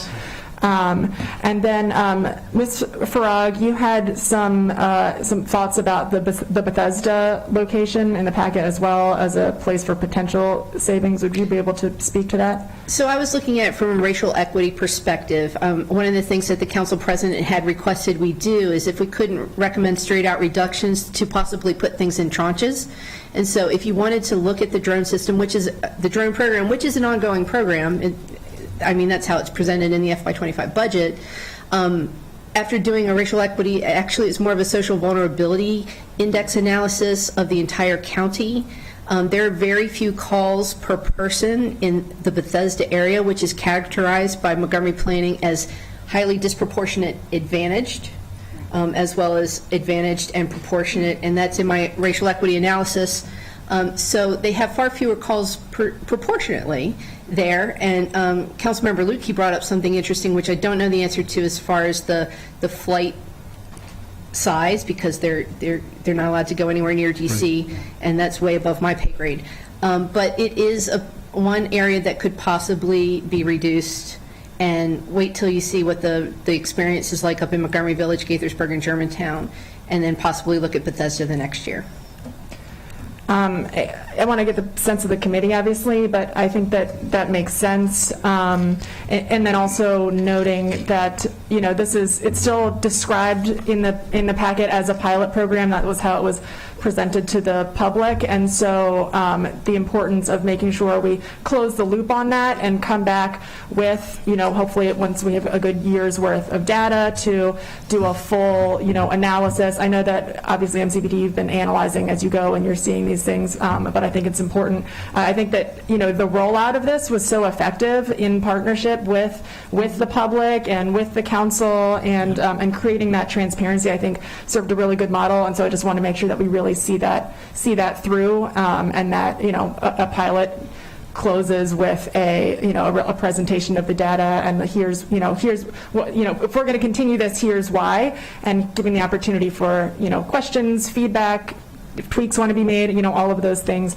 I think that's important as well. But I would still support the Germantown, Gaithersburg, Montgomery Village that I know many colleagues have requested. I do think that the suggestion by Ms. Farag to hold on the other one makes sense, but I would turn it over to my colleagues. Yeah, I don't see a problem with maybe putting that in a separate tranche, so we could take that up separately later, the Bethesda one, based on the information that you have shared. And I too don't know the answer about the restricted airspace area. That is above my pay grade as well. You know, but I do know that in terms of calls for service, in terms of community engagement and the feedback we have received, and the eagerness of the Up County to have this in place, to bring some assistance to the situations up there that they are experiencing, that supporting keeping the Up County program able to start with the commencement of the new fiscal year is a top priority. And I do want to say, because I haven't seen all of you since this was shared, but I was at an event at Cider Mill, and one of the residents came in and told us, and Commander Stancliffe, who was there, I was going to move. I was going to move from here because things were so bad. And for context, they had 2 homicides in broad daylight on that property in November. I've talked to kids who go to school up there. I was doing a mentoring program at Watkins Mill, and the kid said, "What can you do to help so that I can live okay in my apartment? I am scared." And the resident said to Commander Stancliffe, with me present, "I'm staying now. I'm staying because of everything you are doing to help us." And that matters. So, you know, I think that we do have to listen to our constituents, and we do have to listen to their concerns, but we also have to make sure we're not making assumptions about what a particular community thinks or feels. And I know that the Cider Mill community knows where to find me, knows what to ask for, and that I'm here to help support them in any way possible. So thank you all. And I appreciate from our neighbors at Cider Mill, and I'm okay with 2 tranches. certainly believe that the first one, though this is a new program, it's not. I mean, because it was a supplemental, so I guess it's considered new for the actual Wheaton and Silver Spring. How does that work? I'm not including them as new. I did want to characterize it as a pilot program because they were supposed to look at the results June 30th to see how it's going. And they've been providing updates, regular updates Absolutely. the entire time with data. And if the committee wants to, we can come back sometime later in the fall. I'm not sure what the rollout time is for Montgomery Village, Germantown, Gaithersburg, but just to have a more in-depth work session and briefing on this. And to Councilmember Mink's point, she's concerned about the guardrails. I know a lot of those guardrails are adopted in policy right now, Absolutely. so we can just, you can review the whole thing. I agree. It always concerns me calling a drone program a pilot program, but other than that, we should go back and do this, yeah. Councilor Chair, can I make one comment related to Bethesda? I think just I don't see an issue with the tranches per se, but not all calls for service are created equal when it comes to a drone. Obviously, outdoor calls for service are necessary, obviously things that occur indoor or not. But the one place we talked about with Bethesda I think is super important is, number one, it has the necessary density to really benefit a drone site, Yes. meaning you get there faster in Bethesda than you will up in Germantown. Because it's so spread out, so the farther away from whatever site is selected.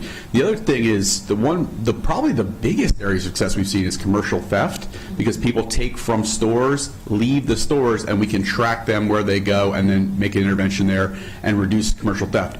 That is one area that Bethesda has been certainly had a significant uptick in, particularly around commercial thefts from CVS and other places. We've read a lot about that. Wisconsin Avenue and other places right across the D.C. line. And so I think that is an important piece of what we were hoping to address with the Bethesda location, is that it has the density and the business impact that we are trying to address in those areas to obviously improve relationships with our business community as well. Councilman Ray, please. Thanks. I think that raises a few good points, which also highlight the importance of coming and circling back to have that conversation with the public about the results of the pilot and what they want to see moving forward. I think when we, initially we're looking at this and talking about this, like, commercial business impact was not the main result that we were highlighting to the public, and so I think we want to make sure that we're transparent with them about why we would be expanding it in particular areas, where we have seen the most success in terms of types of crime. Like, we've got people who are concerned about crimes against person, and so if this is primarily a tool for crimes against property or theft, that might be something that the public would be, supportive of as well. But I think the conversation has to be had, and I think there's, no reason that we couldn't come back after we kind of fulfill the duties of a pilot, meaning you come back and you look at all the data and you analyze and you have the conversation with the public. To move a supplemental, to cover other areas. I think that would be a conversation certainly that I would be open to. But I think that, I just think that it's important. Again, this was presented as a pilot so we could come back and look at all the data and have that conversation. And that process has been so successful so far and has resulted in the program moving forward. And, I just want to make sure that we do that right. And I think go ahead. I'm sorry, I just wanted to follow up on both of those comments. I do know that theft was one of the biggest reasons the DFR is deployed, and they're going by 911 calls, right? So I looked at the calls for service on Data Montgomery, and I ran for theft as well. Now, I did not isolate that by retail theft, which I can do, and I did it so quickly I didn't feel confident putting it in the packet at the time, but just looking at all thefts, it was pretty much in proportion to all calls for service in the same areas. But I can work with the department, and we can get more information on retail theft in that area, and hopefully have that ready for the council work session.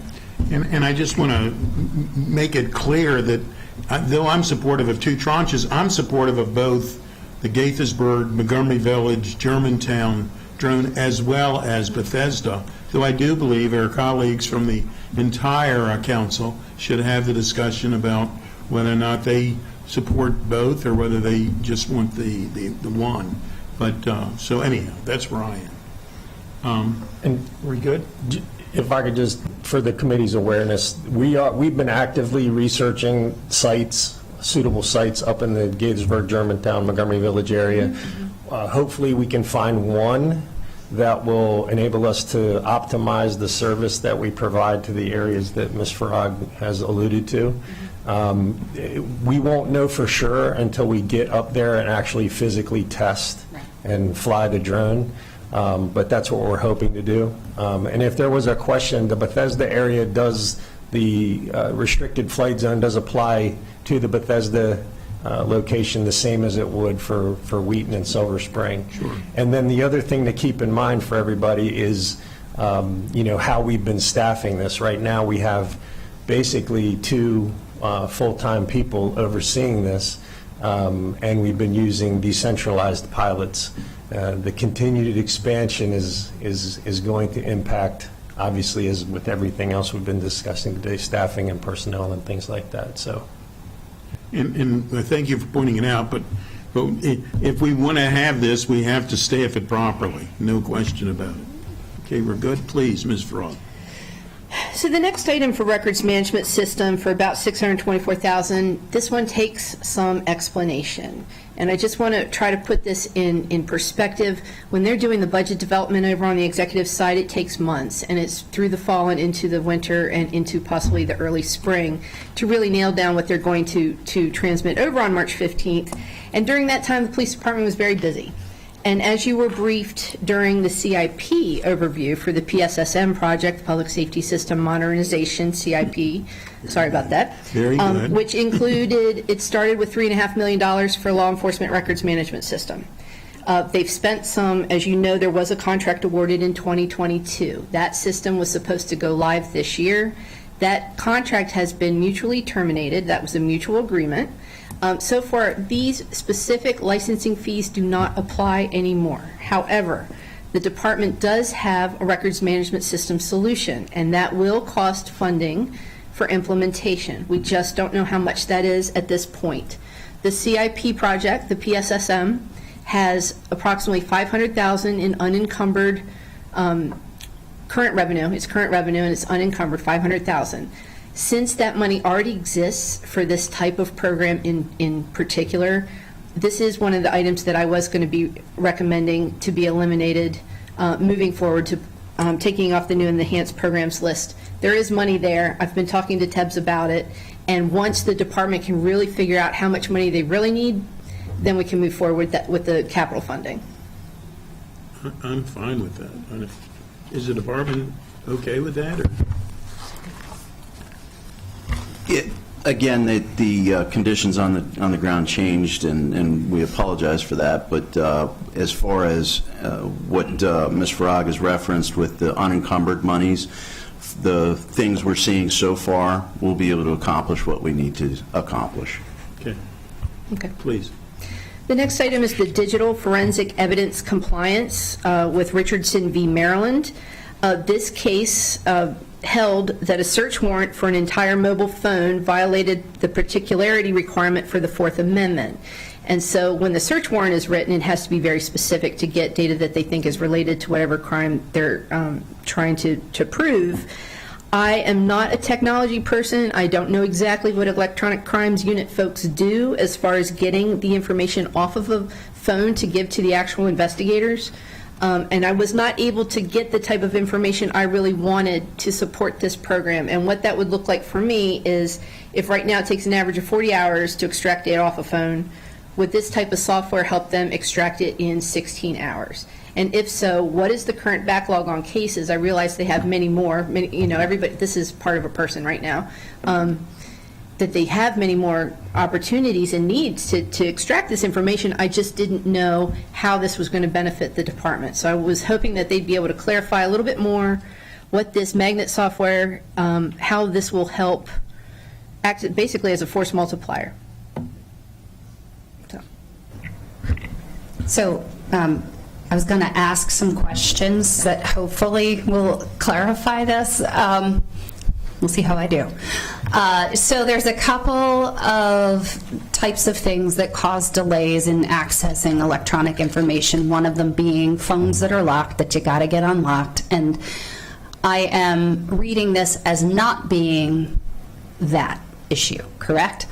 I am reading this as for example, you have a case and relevant to the case and to the investigation is, I need digital images, and we know that there are phone calls to certain numbers or text messages related to certain numbers from that phone, and you need to be able to isolate only to extract the images and or text messages from a particular number. Is that something that this would be applicable to? That is exactly what this would be applicable to, yes. So if I'm under criminal investigation, you don't need to get my text messages between me and my husband telling him to pick up milk on the way home, but you do need to get the text messages if I'm texting my dealer.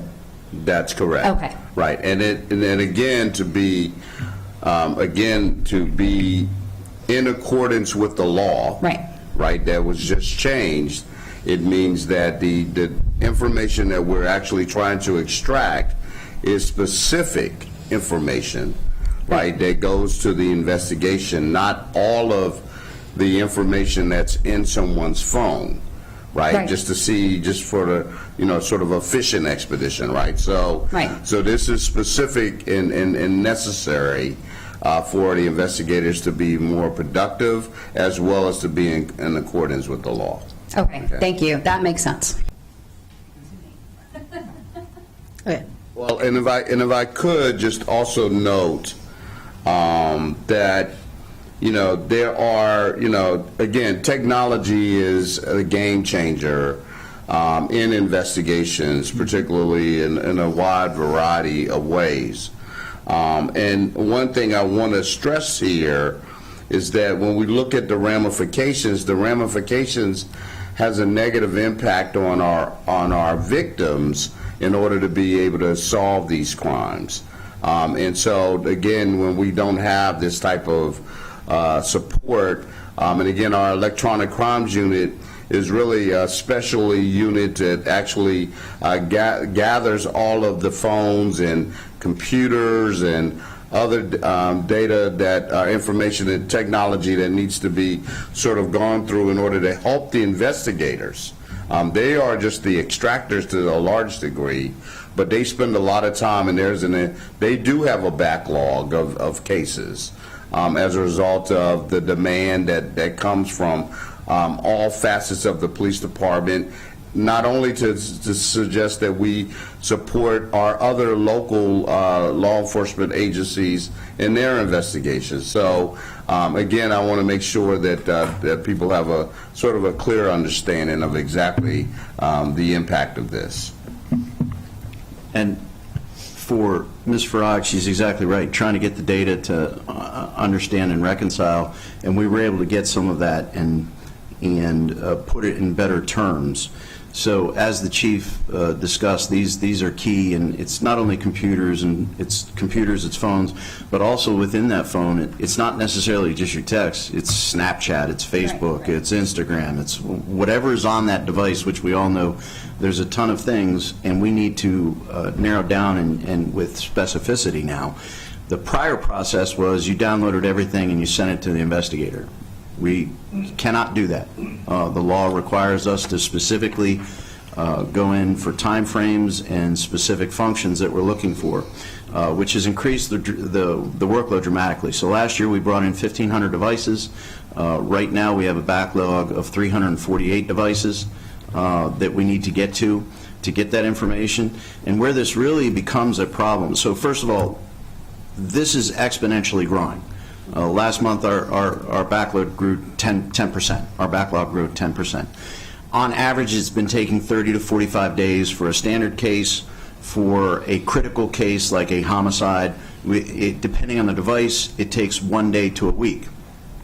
But the problem is, in that 30 to 45 day range, well, that's where it is right now. But that's growing because we only have 5 full-time analysts and we have 5 decentralized analysts who are using overtime to keep up with these devices on what is a system that wasn't built for this kind of data. Our infrastructure isn't built that way, so you could spend hundreds of thousands of dollars to improve all of the police infrastructure to deal with these devices, or you can go with the Magnet software that creates a cloud-based environment which allows our investigators on current systems without souped-up computers to access what they need to be, and for our people that are downloading it to get to the information quicker. You know, for us, the things that keep us up at night, there's a case in Carroll County where a device went unlooked at for 6 months, and they ended up finding images of abuse against children. And the question becomes, well, if you had had that in the first week, 10 days, 15 days, 30 days, could you have prevented another victim?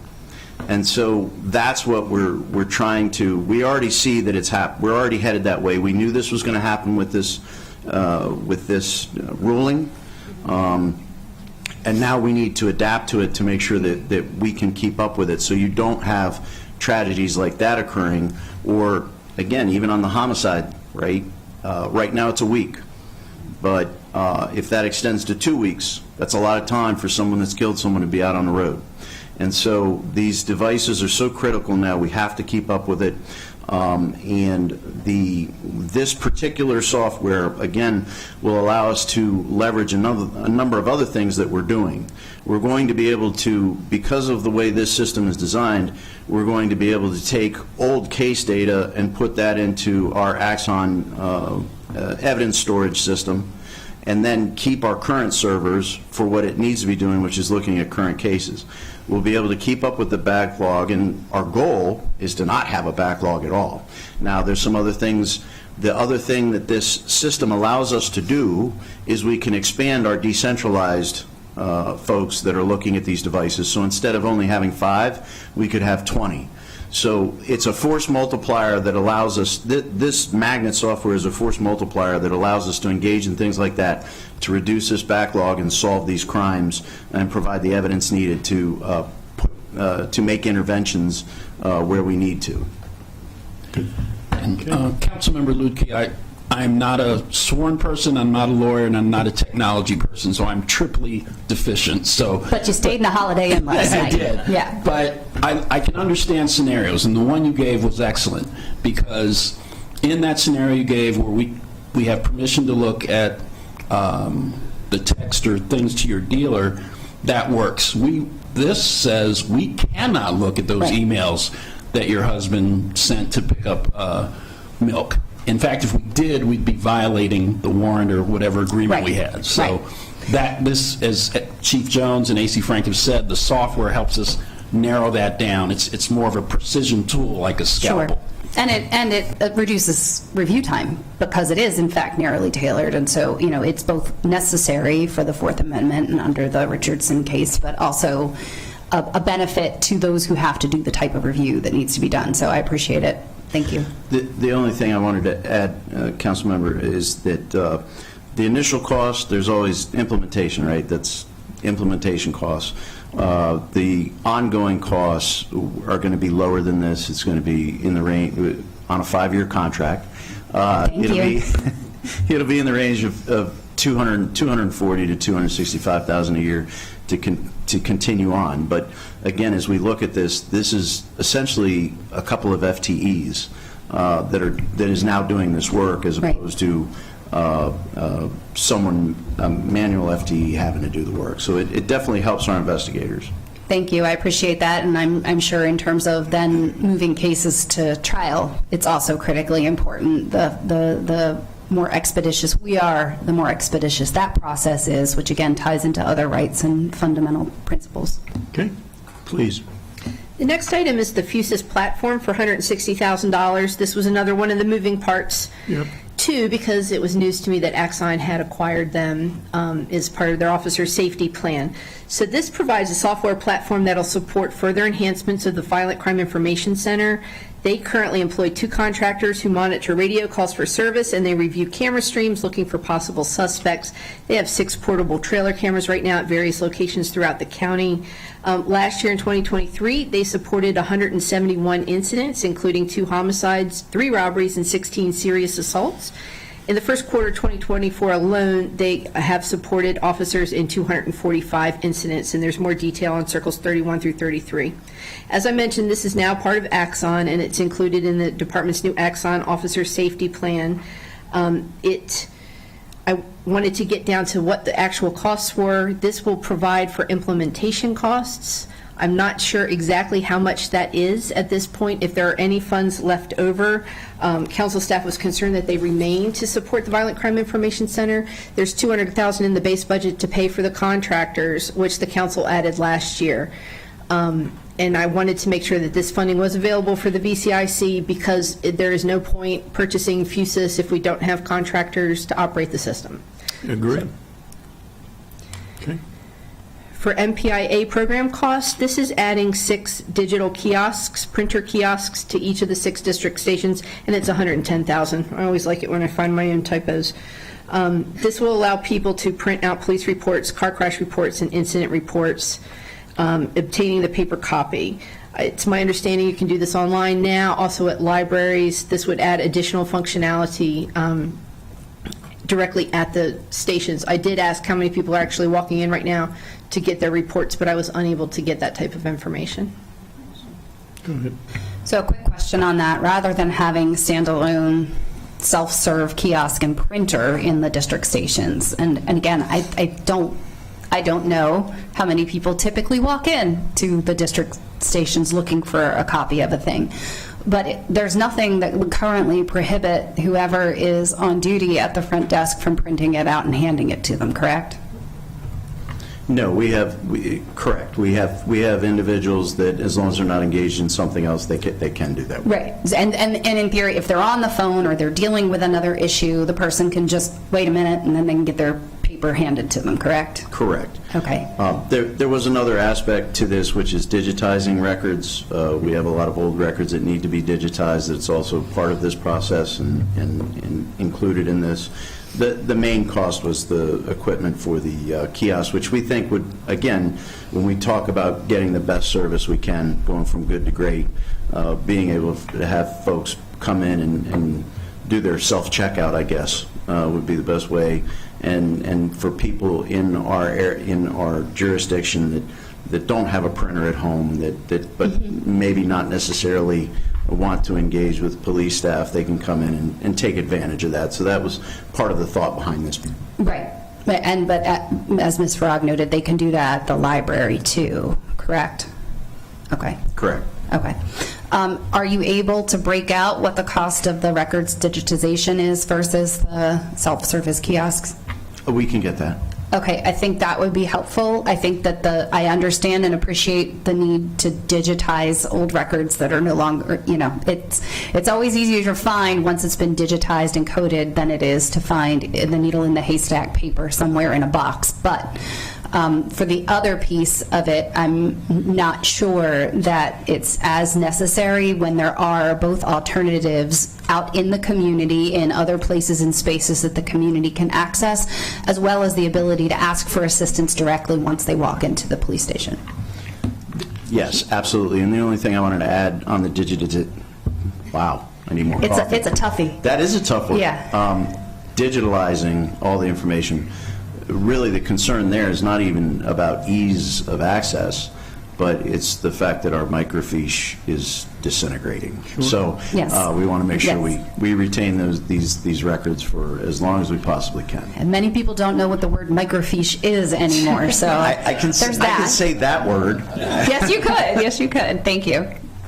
It's like carbon paper. You said it was 110,000. Yes. Is what we're. To Councilmember Lukey's point, I don't know what the right figure should be in this if you're looking at reducing. We're splitting those. So I'll work with the department and get that, and we Okay. can put that on for the council full work session. Okay, sounds good. You're okay with it? Okay.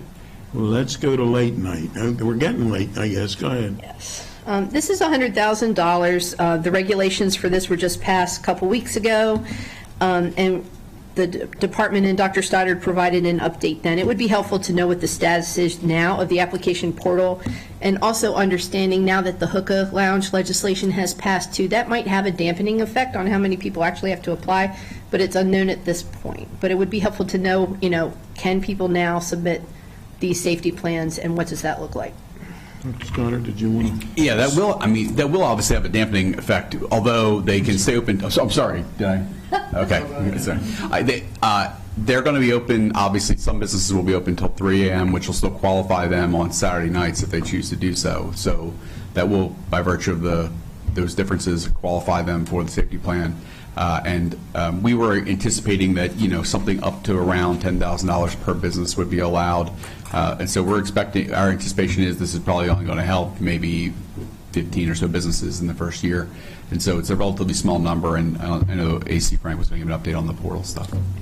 Please. So we are using the same crew that successfully brought our camera rebate program portal into life, and that has been a very good portal for us as a department. It's been intuitive for our citizens. We had a couple bumps that we worked through, which you have with anything, but the team that built that spent a lot of time. Actually, I don't know if Lieutenant Helton's behind me.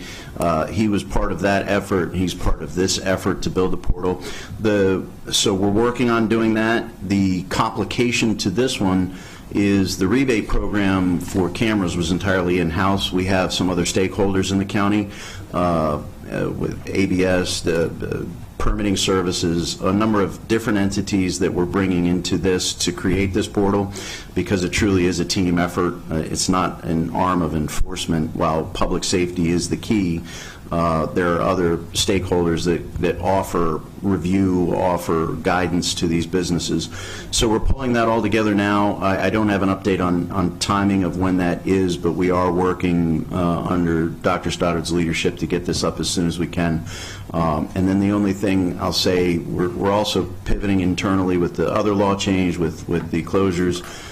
Captain Reed is going to be tasked with monitoring compliance with that law change, and we're putting some things into our CAD so that we can track, are people closed, are people doing what is expected with the new regulation, so that, again, we can pass that along to the other stakeholders, because that's not a police enforcement, we're the observers of it.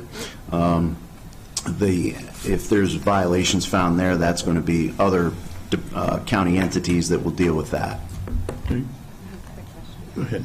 And I think this is for Dr. Stoddard, but it's my understanding, and from both discussing at committee, the prior bill that passed that led to these regulations, and then the newest iteration, that there would be businesses who may do this voluntarily.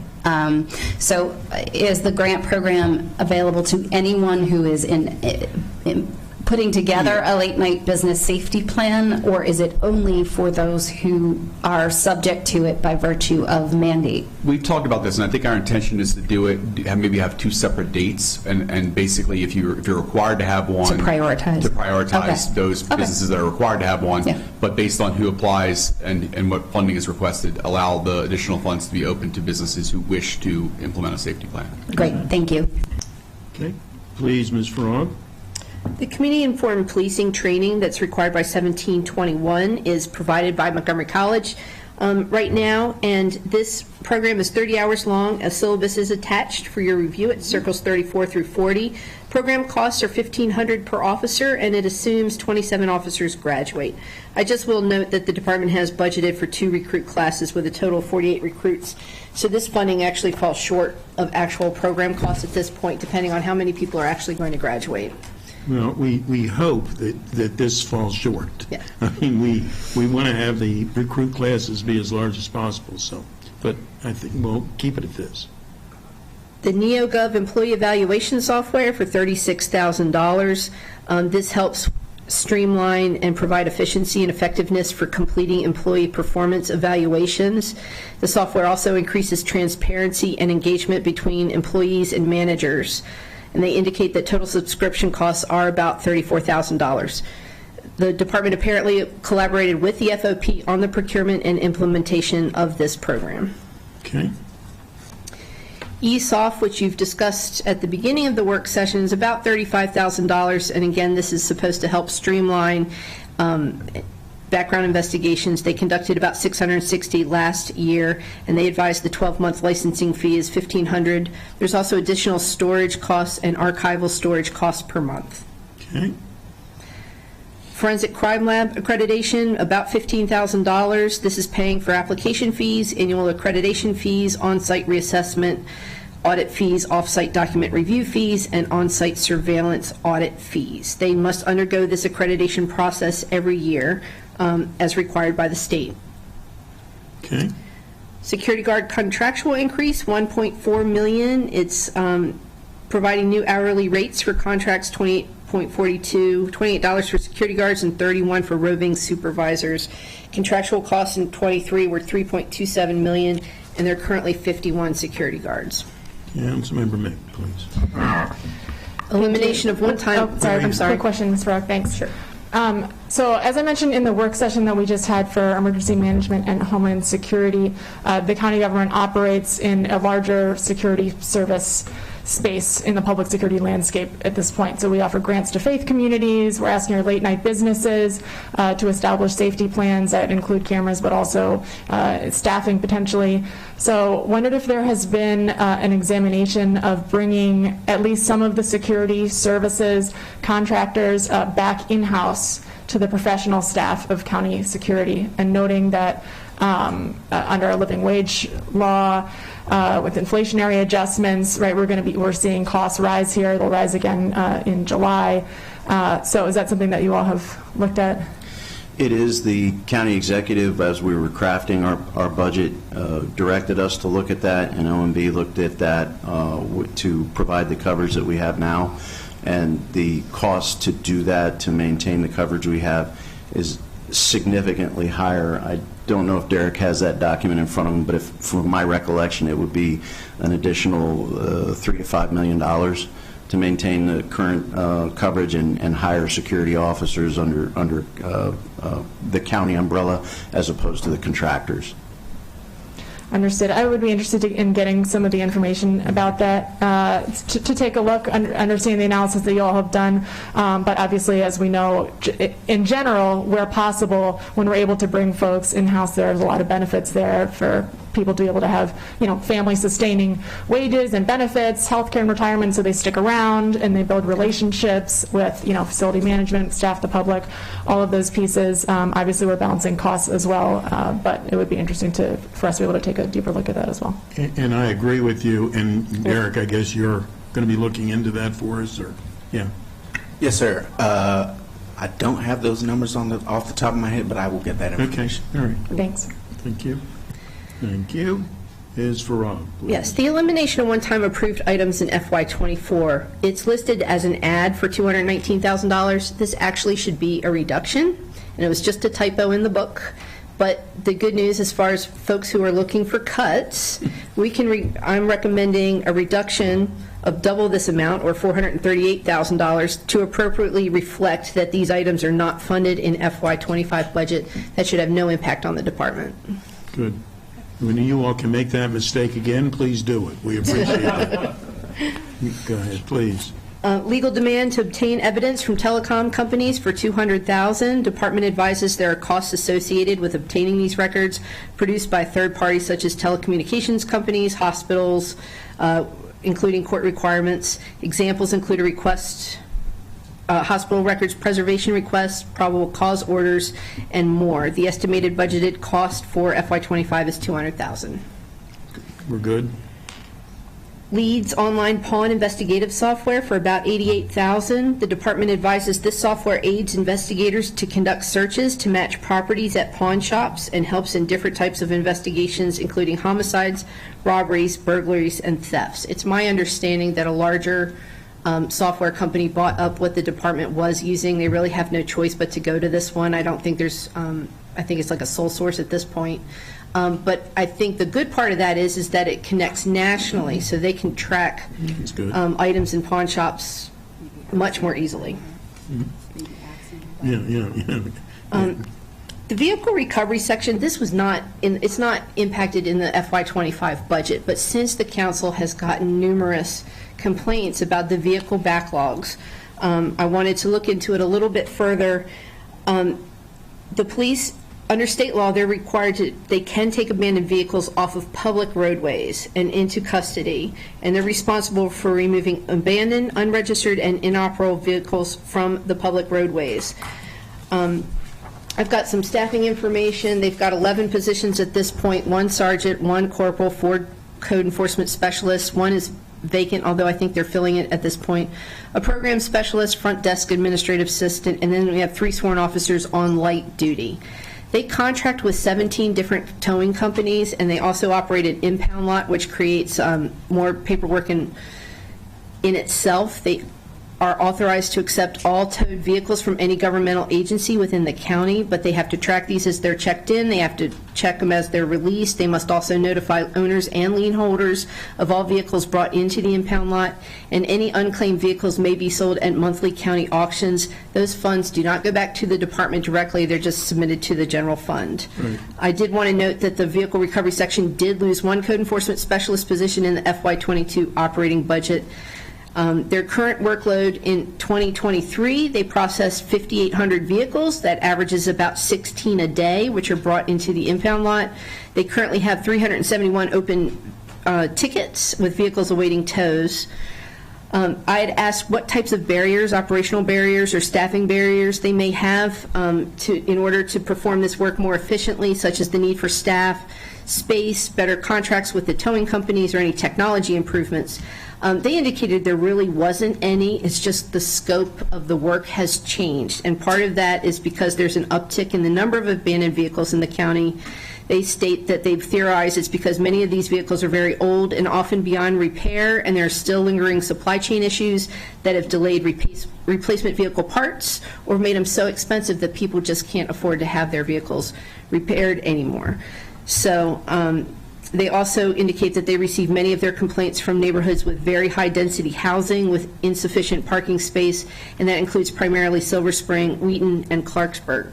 This is an item to follow up on, of course, looking at staffing. Again, it was another area that I identified that might really benefit from a workload analysis and a staffing analysis to see if it's the most efficient way to look at operations. It's also one of the areas that possibly retired officers program might benefit.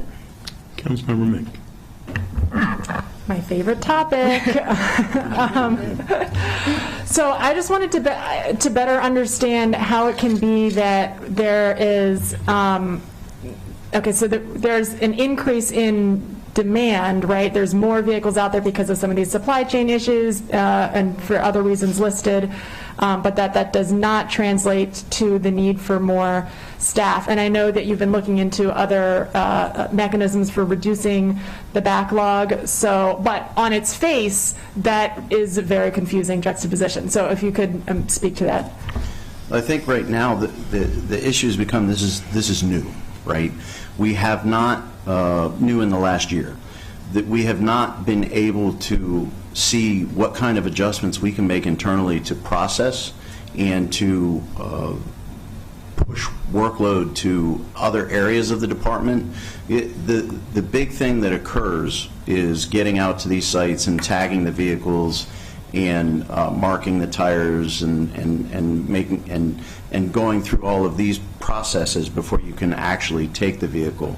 So we have yet to look at internally. We're working with the supervisor there who has done a good job. He's dealt with your office in trying to rectify the complaints that come in to the council members. We just have more. Honestly, we have more that we need to look at internally before we just come and say, look, we need 2 more FTEs.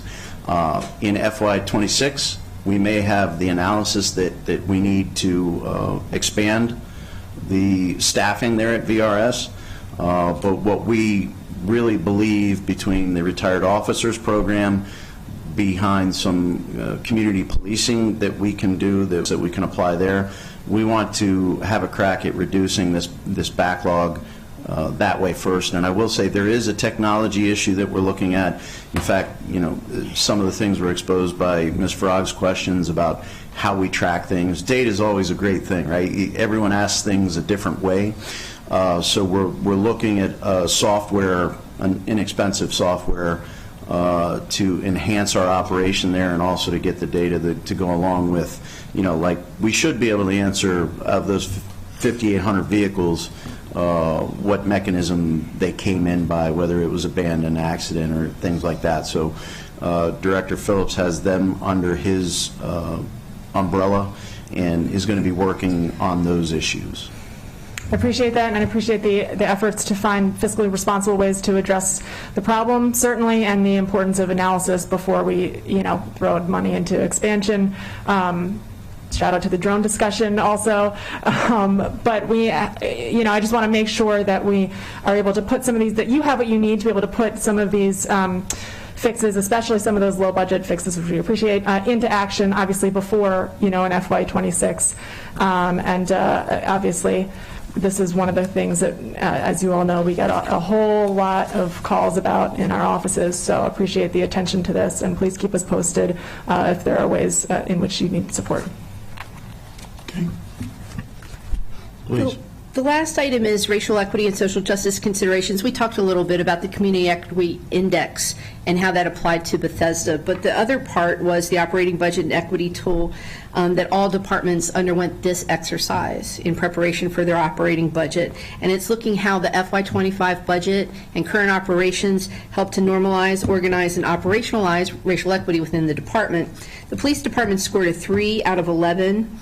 And one of the things, and it's a common theme throughout at least my departments, is the failure to establish a core racial equity team and to ensure that the all staff are getting their 8 hours of racial equity training each year.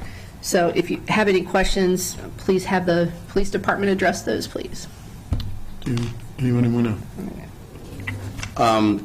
The only thing I'll state to this is that, it's just interesting to me that our department has an extensive history on dealing with racial equity from a diversity standpoint in the mandated training that we have, implicit bias training that we have, that's fully documented in all of our officers and our professional staff's training records.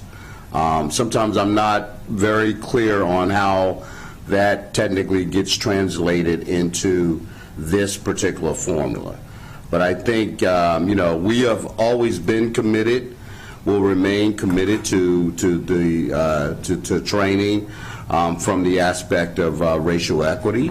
It is one of the mandated courses that we have from a diversity standpoint in our recruit class that extends to our in-service training.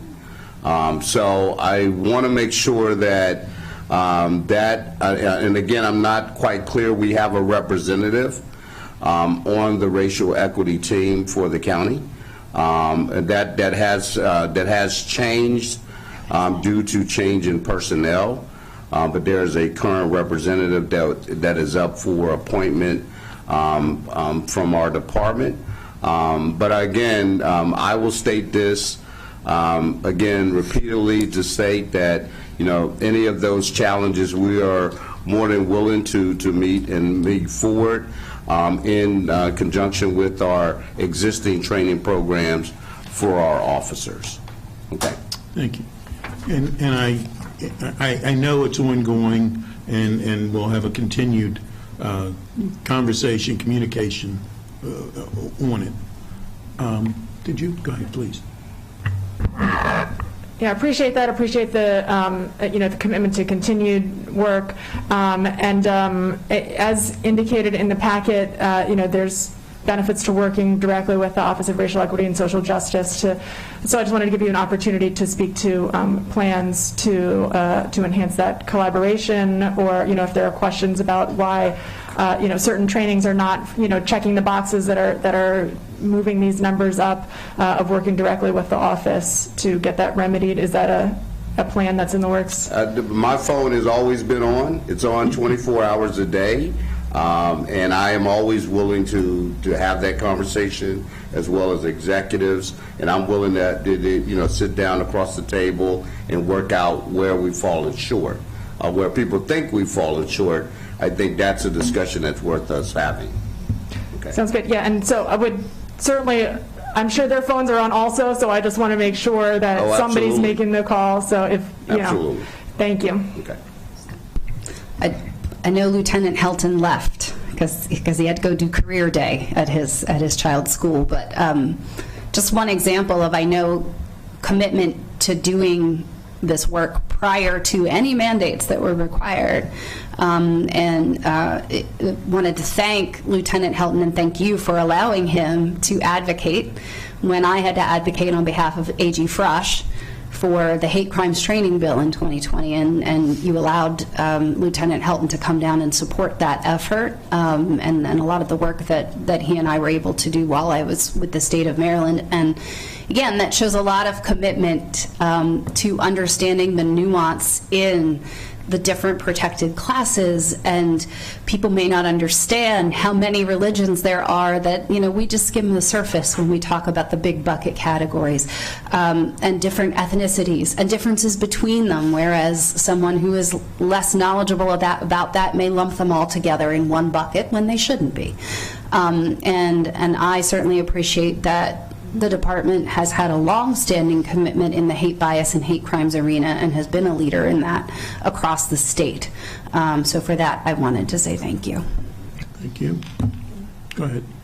And I just want to acknowledge generally that, this tool is not intended to be like a finger pointing and bludgeoning tool. This is a tool that is intended to help all departments across the county to enhance our work. And so if we see a number that we're not happy with, that's an opportunity for us to say, what can we do better? So I appreciate the commitment to keep that up, and hopefully we'll hear that you all have made contact with that office to see what can be done moving forward. Thank you. Okay, thank you. Ms. Farrar. So recommendations, we're almost done. On page 19, every new and enhanced program has been put on a list for your review, and that totals up to about $4.9 million. In terms of my recommendations, I recommended not expanding the DFR program to Bethesda. Make sure I'm getting this correct. You want to put that on a separate tranche, but we're going to also follow up on additional retail theft data to provide for the council work session. I recommended the reduction of the records management system licensing fees for $624,000.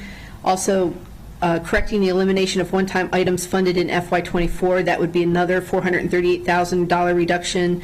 I believe they sufficiently explain the digital forensic evidence, so I'm not going to recommend that one. You also wanted to get more information on the digital kiosks and separate that into two tranches, one for the kiosks and one for the actual digitalization of the information, the old microfiche that certain people at this table don't know what that is. So, okay, I just want to make that clear. The one item that I have for your consideration to add is an outside workload analysis and staffing plan. And we've talked about this, and I've identified places in the budget where I think the department could really benefit from this, the ECC, the vehicle recovery section, the fact that they've got a lot of overtime, and they might, continue to add overtime. And what resources do they have? For several years, we've been really focusing on recruitment and retention, which are both critical. And the department and the council have worked together with the county executive to put a lot of improvements in place to work on both of those things. What seems to be missing to me is the reallocation of existing resources. Who's not so busy? Who might be able to be deployed somewhere else? And what does that look like? And do you have a menu of options that you could actually choose from? I also think that would be beneficial when this retired officers program comes over, if you approve it, because you could have slots where you could just plug them in immediately. I can't give you a definite cost of what that is. I saw one review that was about $150,000. Also, I've been told that it really depends on what the underlying data looks like. There are some difficulties with how officers might call in their time to the CAD, whether they're at lunch, whether they're on a call, whether they've cleared a call, that kind of thing. There's a lot going on there. I was plugging in a number of $250,000. I have to be candid. I don't know if that's the exact cost, but I do think it would be beneficial to the police department to have an external study by people who are experts in policing. There are consultants. PERF does it. IACP does it. CNA does it. There are a lot of them out there. So. I think it's logical to do that. As I say, I don't know the right dollar figure, but I think it's logical that we need it. And so, Mr. Katz, if I could Yeah, just, please. I want to stress this, and I definitely understand Ms. Farag's concern, and again, $250,000 is just not a drop in the bucket. it is not. But I have to say this because, this, our leadership, right, has been, and this has been one of the things I've been concerned about for a while and have addressed this. When it looks at reallocating our resources in order to be able to do the job that this county and our citizens really want us to do and provide the police service. And I think, again, just from a communication standpoint, that to understand that we have been delving into, and really because there's been a lot of moving parts in my tenure as the chief of police over the past 4 or 5 years, that I will say to you all that it has been nearly impossible for us to put together a staffing plan the way we have traditionally done it over the past several years due to the enormous amount of new legislation, of demands from the community that have really required us to put our emphasis and efforts elsewhere, and not been able to really delve deep inside of what a 3 to 5 year staffing plan needs to look like for our particular department. And we've done that internally with our policy and planning division. There are, and we have currently, a computer program to help with our patrol staffing, as an example, and understanding the dynamics of what are the needs. We are, in fact, meeting regularly in order to be able to best address and look at our workload analysis of all of our 6 police districts in order to be able to ascertain the work hours and understanding what our officers are doing, what are the high volumes of calls of service, and we're trying to evenly distribute in the midst of having to work not only with our regular work hours, but shifting some resources from one district to another, even in real time, right, as we know that there are significant challenges in maybe one district versus another that may not be as busy as the other district. And so I wanted to make sure that is known, that this is something that is, from a police management standpoint, this is our responsibility to be able to move and shift really on the fly. In many cases, you might have an incident that occur in one district that requires more resources at that very moment. That's not something that's in a computer program, right? And we have to shift on the fly and get those resources at that particular time. And our folks are trained to do that, and they do it well. And so I just wanted to stress that we are willing to work with the council. If there is a decision made that said that's an external consulting group, it needs to look at this moving forward. But I will tell you that I think we need to have a further discussion about this. As we've talked about staffing plans, but to really get a clear idea of what we are currently doing, right? Because, and I've said this, and I know my time is short in tenure, but this county really needs, the police department, and I've talked to the county executive who has supported us about the need for a 7th district. Because again, we are a community of 1.1 million people. If you look at the Fairfax County Police Department, they have 9 police districts. We have 6. And you look at the workload analysis, for example, in the 3rd and the 4th districts, they are considerably higher than other districts such as 1D. I utilize them as sort of the verses. And when we look at that and we look at that workload of downtown Silver Spring or to work within the Beltway, and the work that's out wide open and expansive. It gives us, again, it's something that we've seen for quite some time, that there was this need for, really building out an additional, in order to be able to improve services to our community, right? To have those necessary, the officers in those areas to be able to respond in a timely manner. So that is something that really needs to be looked at within the next, couple of years as we move forward and this community continues to grow.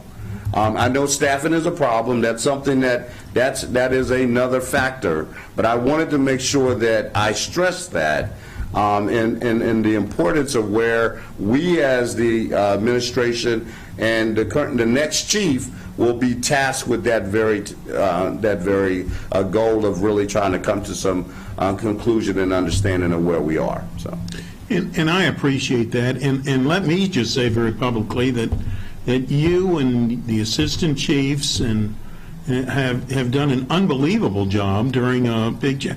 You and AC Frank was talking about when you all were hired, but I certainly go back to remember when the first district, which we always referred to growing up as the Rockville station, that it was Rockville and it was everything north, or west or whatever it was. It was the up county.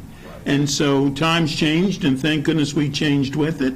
And we need to continue to be looking at how we can be as effective and as efficient as we possibly can. Having said all that, I do believe we should have, and I don't know what the dollar figure should be. I don't know what the study should involve, but I do think we need to have, after a good conversation with you and many others, to figure out what we need as next steps. It's one thing to know what we have, and it's something else to sometimes have someone who's external to come in and say, I know you saw this every day, but you didn't notice this every day. So I don't know what the right figure is, but I do think we should have some sort of study. Did you want to?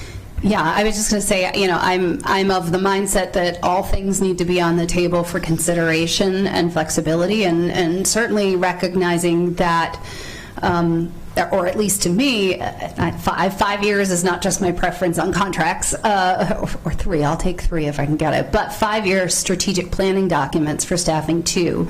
There are ways, and especially if you're looking at working and collaborating with our permitting department or planning department, where development is being approved, because those things do in fact affect calls for service and staffing and number of residents in a particular geographic area. And this county has changed a lot.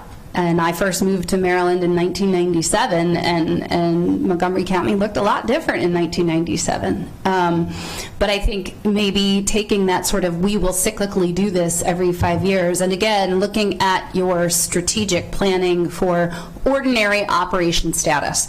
I understand that in the event of a mass casualty event or other catastrophe, we are a regional support for other entities, as well as them being a support for us. And there are those all hands deck situations. I know you plan for it, I know you prep for it, and I know you work well with others on it, and so do they work with you. But for the everyday, day in, day out, I think we probably do need to do a deeper dive into that, just to make sure we're meeting current needs and have built into whatever is come up with, whatever the recommendation is, appropriate agility to manage the situation based on external factors that may affect individual days of staffing. So, thank you. Thank you. Yeah, I agree with the sentiments of my colleagues, and I'm going to offer up also that the appropriate place to house this might be with OLO. They might be able to do some of the analysis. They could certainly help to oversee some of the analysis, and then, if needed, I would assume that they would need to contract with someone, because this would be a significant project, but to have them, work with MCPD, obviously, to put something together.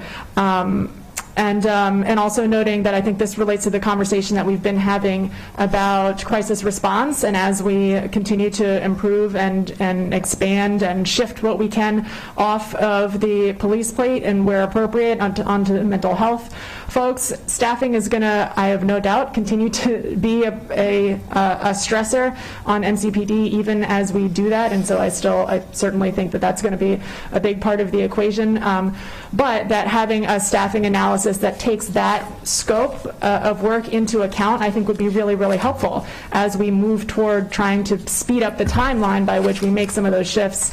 I think that it makes sense to take a deep dive here and then incorporate the mapping out of where we want to go into what staffing looks like, and I think that contracting with someone is probably, it's just, I know that you all do a lot of this and you do a lot on the day-to-day, and there's more that could be done that I think we don't want to put all on your plate, but if we can contract with someone, if OLO can take out some of the burden and they can work with you all, I think there would be a lot of benefit to that. So, bottom line, are you? It'll go on the new and enhanced program list, and you can discuss it again at the council work session. Okay. Go ahead.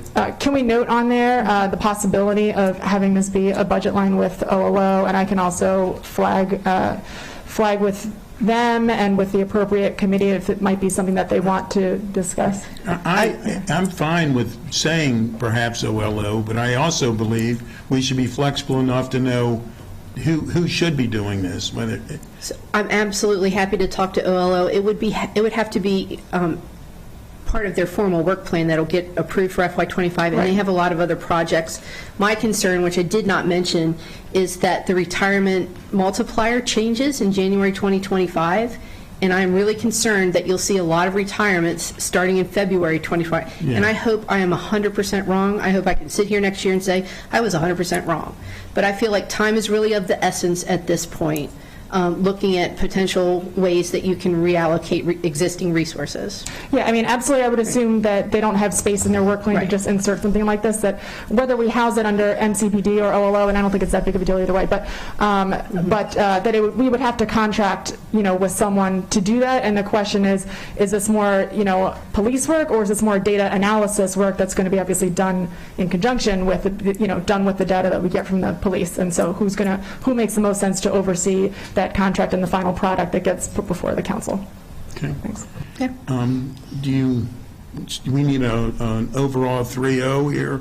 Is that what Yes, could you make a formal vote for the changes that you've made to the new and enhanced program list that include 2 items on tranches? And we have follow-up information for the council work session. You have that, Yep. and then it's a 3-0. Okay, thank you. And with that, unless you have something else, Ms. Farag. No, I don't. Thank you very much, Chief. You made it through. You made it through, Chief. Congratulations. And with that, we are adjourned. Thanks.